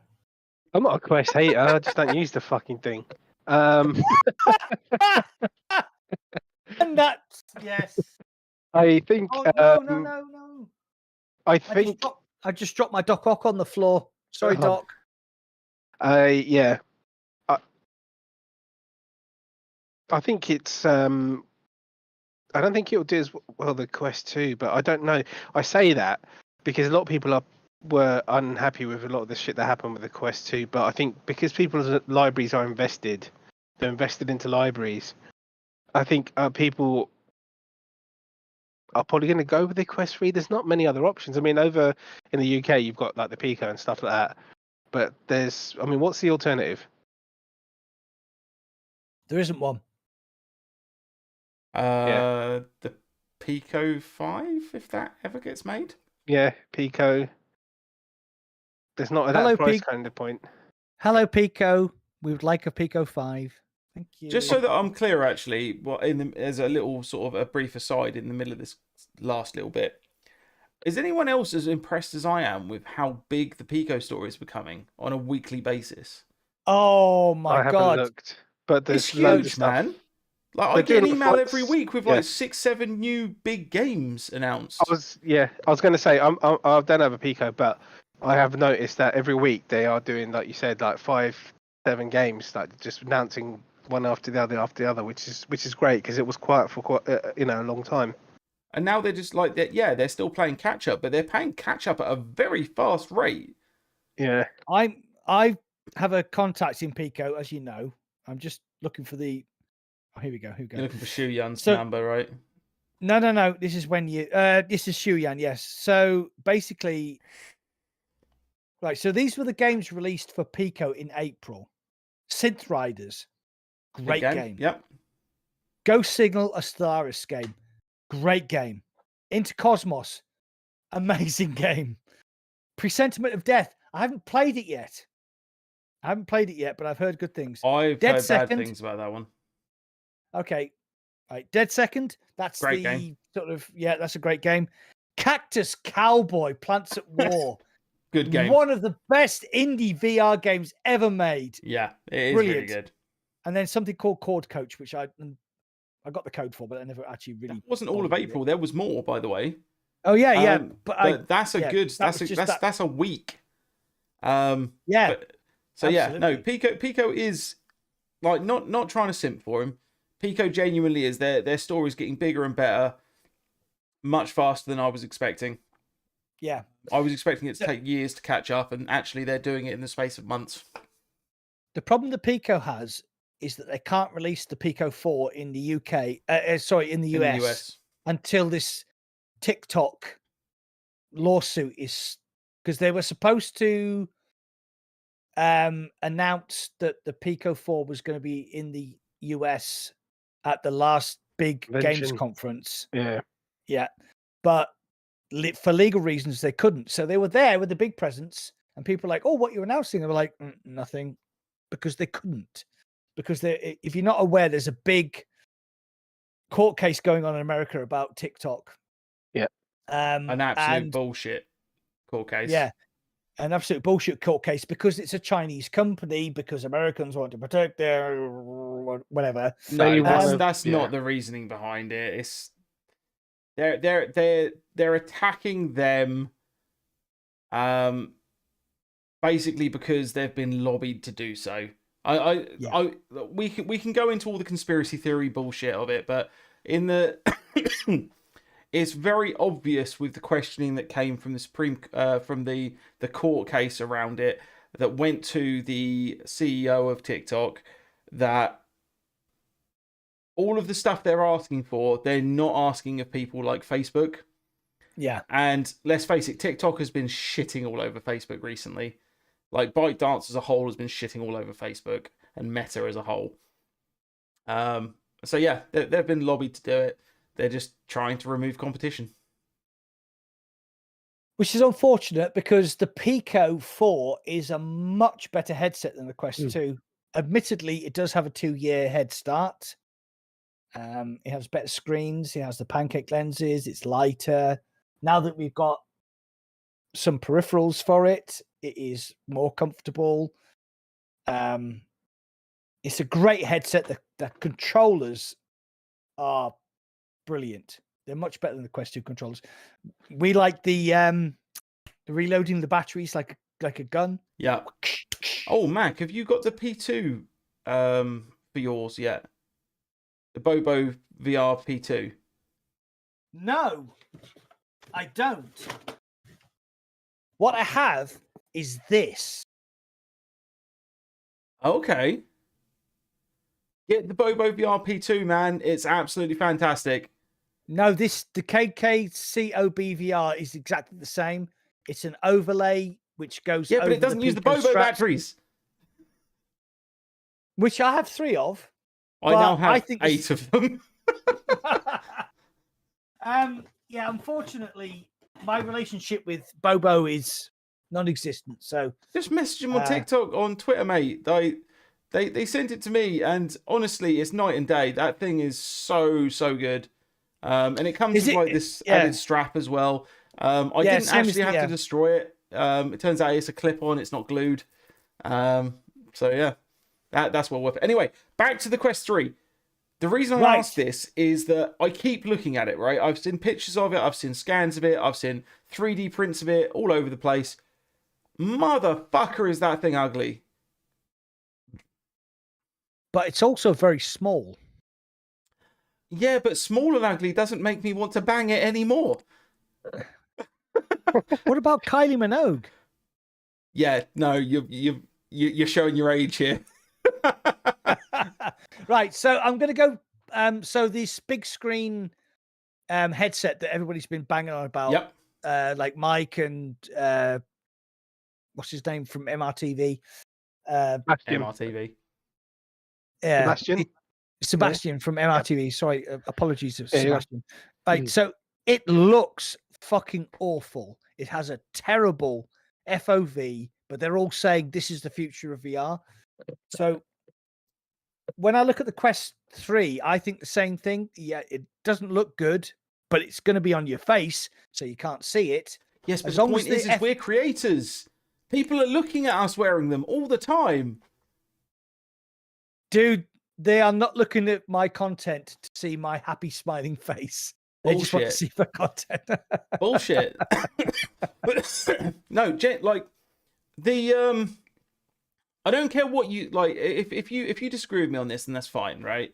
Come at me, chat. I'm happy to defend my position on this one. But the Pico, I think, genuinely looks good. Yep. Yeah, definitely. Right. The Quest 2, when it came out, for the time, because we had no other basis for comparison, looked great. It doesn't feel great out of the box, but it looked great. And the Quest 1 also looked great. The Pico, I think, looks nice, partly because it's got this big, shiny, black piece of glass on the front of it. Yeah. And I think that looks really good, and it covers up the fact that there's a camera shoved in the middle of it that takes away from this nice, smooth screen, and it gives it that sort of more futuristic, more Marty McFly feeling to it. And then I look at the Quest 3, and I'm like, if they'd have just positioned it in a triangle shape on the front and gave us that Sam Fisher-esque vibe to it, then I'd be so much more likely to not hate it.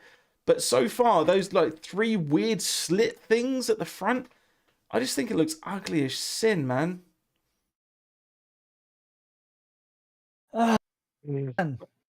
Like, I've never been tempted to buy a wrap for a headset until I saw the look of the Quest 3. But you two are going to get one on release, right?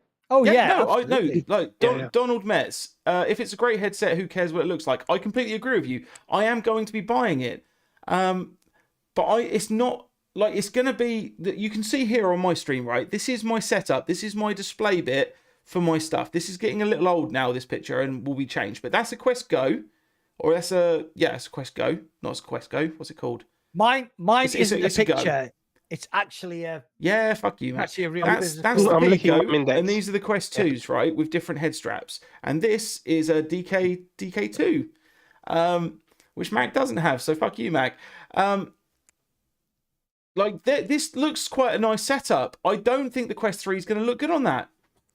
I think it's going to look shit.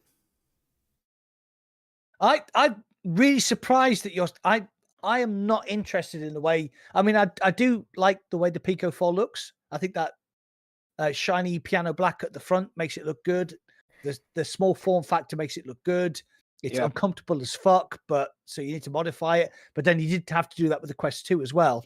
So the Quest 3, and no, I don't have a problem with the way it looks. If it was a car, I would. Like a Porsche 911 is the personification of a beautiful car. The latest Ferrari looks like a. Okay, so let's do this, right. Okay. Where is the poll? Here. Poll. Do a poll. No. That's not what I was going for. Right. So I've put up on the screen. This is the Apple VR headset. Does it look good or does it not look good? Indy? Yeah, it looks good. Yeah, it looks good. It just looks small, like a small form factor. It looks futuristic. Yeah, it does. Looks cool. And that's what VR is to most people, right? It's meant to give that feel of the future. This is what like gaming or virtual reality, Ernest Cline level stuff, right? It's meant to give you that feeling of being in the future. And I just don't think the Quest 3 looks like that. And a lot of you are right? I'm whining about something that's going to be on my face, so I'm not going to have to look at, and I agree with you. But at the end of the day, they could have put, if that's what it actually looks like, they could have put more effort to make it look good.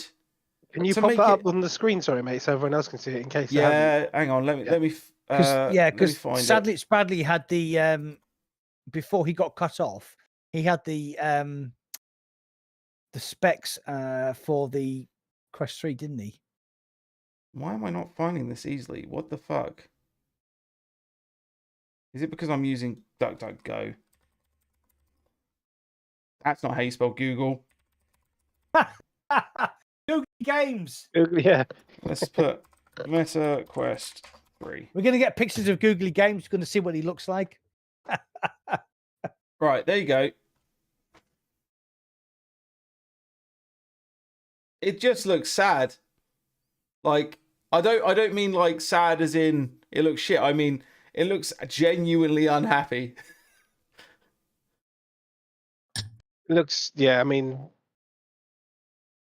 Shit is a good word. It's just like if the 3 little black bits weren't on there, right? Or the whole of that front was black, I wouldn't have a complaint. Yeah. Actually, looking at that, I actually agree with you. They could have. They're trying to keep the connection with the Quest 2. That's why it looks like that. But they could have, if they put the black front on, it would look like the Pico 4. So maybe that's why they didn't do it. Yeah, but the thing is, it's supposed to not look the same as the Quest. It's supposed to fucking evolve. It's been a few years now. They should have evolved it into something different. It should not look like that. So what they've done is they've stuck Go Faster stripes on it. Exactly. How about if they put a clear front on it? and you could see the Oh, internals. I'd love it. We've discussed this before, like the old N64 of old. Yeah. Controllers. What that was was wicked. What was the AR, the French AR headset where it was? You could buy the Founders Edition, which was clear. Yeah, I've forgotten the name. The Lynx. The Lynx. That looked really cool. Just do that. Just do that. Make people see what's inside. It's I cool. would like them to sell different coloured ones, genuinely. Like, even if that is just a different colour plastic, right? Even if they kept the white straps, I wouldn't care. Sell ones that are pink. Sell ones that are neon green. Sell, like with Nintendo do with, like, the Splatoon controllers, or the Mario controllers, or the new Zelda game controller set. You know, sell that stuff. Sell it so that it looks like that. Oh, You buy Google Games pink. saying they can't. Why can't they? Why can't they? This is a genuine question. Apple owns that tech. What tech? I What have I think. missed? Yeah, I just think It will be a rainbow. It's not imaginative at all. It's not innovative. It just looks like a uglier Quest 2. To be honest. Like, I like the size. I like the form factor. I still think it's Yeah. shit that they're still using the same crappy strap, but I understand why, because they want to sell. They want other people to sell the third party stuff, and that's pretty cool still, because it means we'll still be able to use the third party stuff. Can you use the Bobo M2 on that headset? Because the USB-C port is in the headset, isn't it? It's in the strap, sorry. Yeah, no, we won't be able to. It's going to be brand new third-party peripherals, but you know they wouldn't make it backwards compatible. I'm going to grab my Bobo and I'm going to start drilling holes to make that shit fit. I'm sure you could do something. Why don't they just make the headset so that it's compatible with all the stuff you've already got? So that's going to make So Bobo VR M2 is the best. It's by far the best head strap I've got. Better than Pico 1, better than the PSVR 2 one. Is it better than sorry mate, is it better than my Elite battery strap that's got brown tape wrapped around it? It's probably not for like the cheapskate fucking version that you are of. I refuse to spend any money on that fucking Mindex. That's all I can say. Yeah, sorry, carry on. Why didn't they just make it so that it was the same as the Quest 2? So you could just basically buy a Quest 3 and put your Bobo VR M2 on, and then everything works. Because the only bit of innovation, other than making it smaller, that's on that picture just there, is the USB in the side of the head strap. Fucking meta wankers. Speaking of Mindex, Mobius, you're in the chat. I haven't heard from you for a while. How are you finding your Mindex? He's got one a couple of months ago, I think, a month or two ago. I forgot Mobius was a Murmur wanker. Yeah, he is. Yeah, official. Oh my god, yeah. What's it like to pay £1,000 for a 3-year-old headset? That plugs in and plays. It plugs in, plays with everything. No fucking problems. Better audio. Better controllers. Until the controllers die. I've had one for 2 years. You just you were just doing some weird shit with yours. I put my hand up here. My biggest regret is selling my Index. My biggest regret is selling my base stations. It was a stupid thing to do. I should have just kept it. But I wanted the Pico 3 Neo Link, which turned out to be the biggest pile of crap I've ever bought in my career. Yeah, that thing was a giant disappointment. That was a fucking...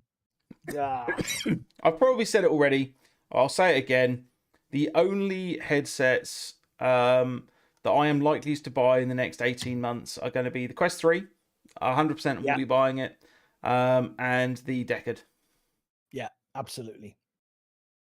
I can't wait for the day that you guys become Mindex wankers. I mean, no, we'll become Decky wankers. The Decade wankers. Decades. Bunch of decades. Decades. Do you know, right? If there was a sci-fi, you have to use that. That genuinely could be like a name that you would read in a sci-fi novel about VR. Like, people are just referred to as deckheads because they're wearing like a deck. You know, that's genuinely. I could see that being an actual terminology. Right, I'm going to copyright that right now. Okay. I don't think we talked about this very much, but I'm going to talk about Stratum. Yeah. Okay. All right. Okay. I love the film. So, you introduced me to it, Yep. Chewy. The guy sent me an email, gave me access to it. His name is Crash. Crash Buist. Great, best name ever. Yeah, awesome name. So they started making this film just before the pandemic hit in America in 2019. So he had him and his main actress.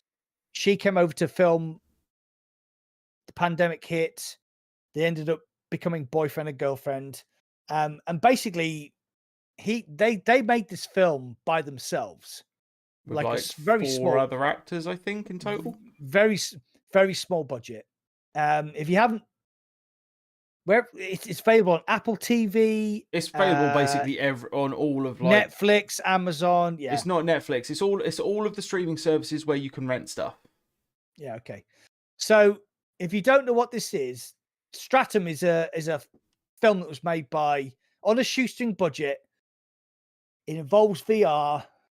I watched it on Chewy's recommendation, and I think it is one of the most honest, best sci-fi films I've ever seen, because it's on a human level and the characters are lovable.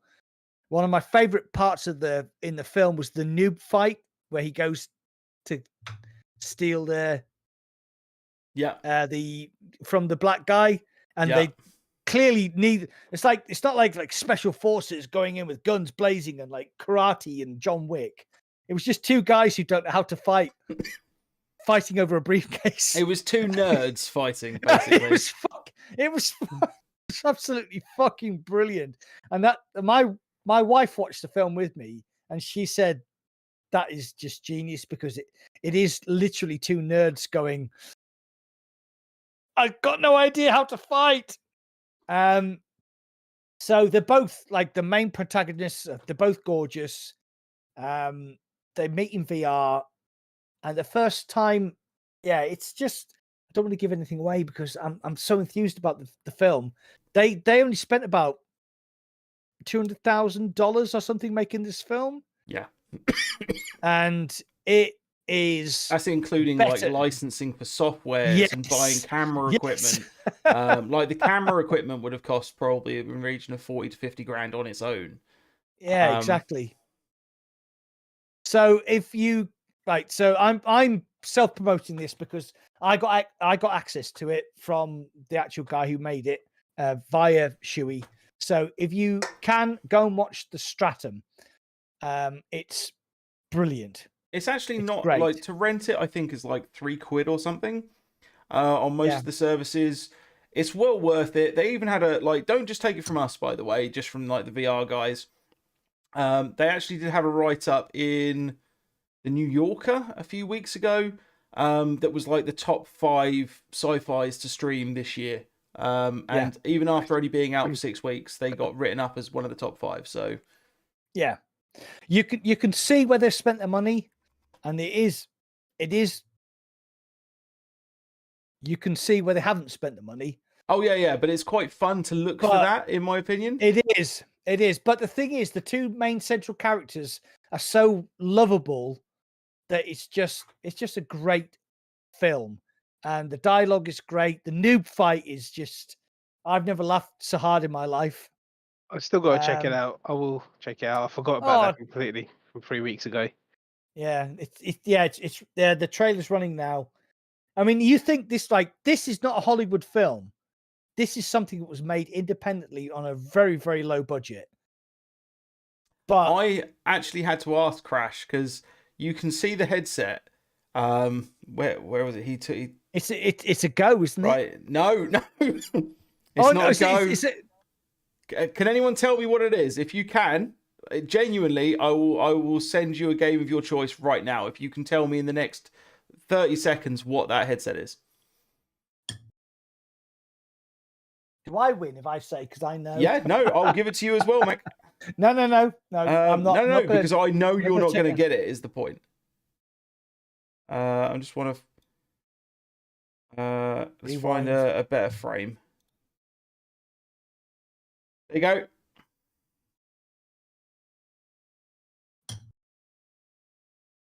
Oh my god, that's one of those phone things, isn't it? Samsung? It's not a Samsung. No. No. Oh, nice try, Mo Beast. Because that was my guess to Crash. I specifically asked him this when I interviewed him, and I was just like, "Is it a Samsung?" No. Is it like one of the like early versions of the Google Glass? No. Let's see if I can. Is it a desk no tech? idea. It's not a desk tech. Damn! I nearly won myself a free game there. All right. Well, the 30 seconds are up, so I'm gonna call it. No, it's like the most off-brand of off-brand of off-brand you can possibly imagine. It's not one of those like supermarket branded ones, is it? There you go. Like Walmart. There you go. That image that you can see on screen right now. Pro HT is what it's called.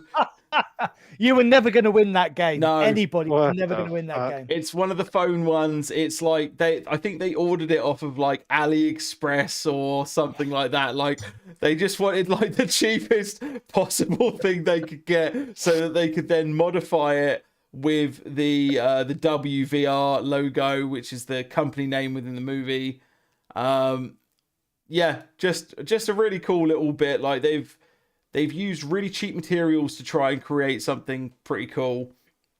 But what I liked about the film was like in the opening sequence, they pan across Crash's sort of apartment, and there's like a NES controller, and they pan across the NES controller, and I was like, I already love this. I already love this film. I don't care. And there's so many references to like video games and stuff like that. It's just a great film. I mean, it's done on a budget. You have to accept that. Mac, can you? Here's a little bit of trivia for you. Their actual home is in the movie. Can you guess which one is their home? Oh, where he's living? No, their actual home that they lived in during this filming. Okay. Can you guess which of the buildings that they film is actually their house? Oh, is it the warehouse? No. Ah, okay. The only bit you see of it is, you know, the really overgrown, shitty looking garden. Oh yeah, where the AI lives. Yeah, where he picks his bicycle up from. Yeah. Yeah, that's their house. Oh really? Because I was like, is the office with like all that cool, awesome retro gaming stuff? Is that your place? And he was just like, oh fuck no. It's all fake. Is there anything else you guys want to talk about? I just want to say the Stratum is up there right now. Go and watch it. It's a really, really good film. He's good. She's hot. It's a great sci-fi film done really, really well on a budget, which they hide the fact that they haven't got a lot of money really well, but the story is really good as well. So yeah, I'll check it out. Okay, mate. Yeah. Also, for you aspiring content creators out there, this is all edited on DaVinci Resolve, which is a free editing software. Yeah, I use DaVinci Resolve. Program is the shiz. It is the shiz. It's really difficult to learn, but once you get into it, it's so powerful. The green screen tool. Oh, when I showed Mac how to do that, my God, I was fucking blown away. The the green screen tool, if you want to do stuff with Live Oh, or anything to do with the green screen, it's just absolutely incredible. They made Avengers Endgame in DaVinci Resolve. That's how good it is. That's all I can say. All right, guys. Anything else you want to say, Indy? No, that's it, man. That's it. Cool. That is the end of Le Podcast. Thank you very much for Season joining us, 2, people. Cheers, everyone, for watching. episode 9. Woo! Yeah. It's getting there. It's going to be Christmas before we know it. Oh my God. Oh, but we can't monetize. We're not big enough to monetize. No, well, So- we'll figure it out. We'll figure it out. Buy me a coffee. Anyway, like, subscribe. Yeah, because we're Yeah, do all the we're stuff and building things. all the stuff and things. Yeah, do that. Okay, cool. Cheers, everyone, for watching, man. It's been fun. Thanks, Yeah. guys. Cheers, guys. Much appreciated. We never really know how to sign these things off. We need to find like a sign-off catchphrase. Okay, right. Indy, sign off catchphrase. See you later, you fucking dickheads. Fucking perfect. Wreckheads. There you go. Wreckheads. Wreckheads. Yeah, there you go, Reckheads. Yeah, thanks for joining us, Wreckheads. Cheers, guys. Fuck, Stay Been great. awesome. fuck off and go and get a life. Or who's it who was saying this the other day about my new line of merch that I'm going to be doing? It will be coming. But if you're watching, and it's in one of the comments, and I've been thinking about it for a while. But yeah, so get fucked, stay fucked. Love you all. Tassos, send me that fucking photograph so I can do the t-shirt. You wanker. Later, people. All right. Cheers, guys.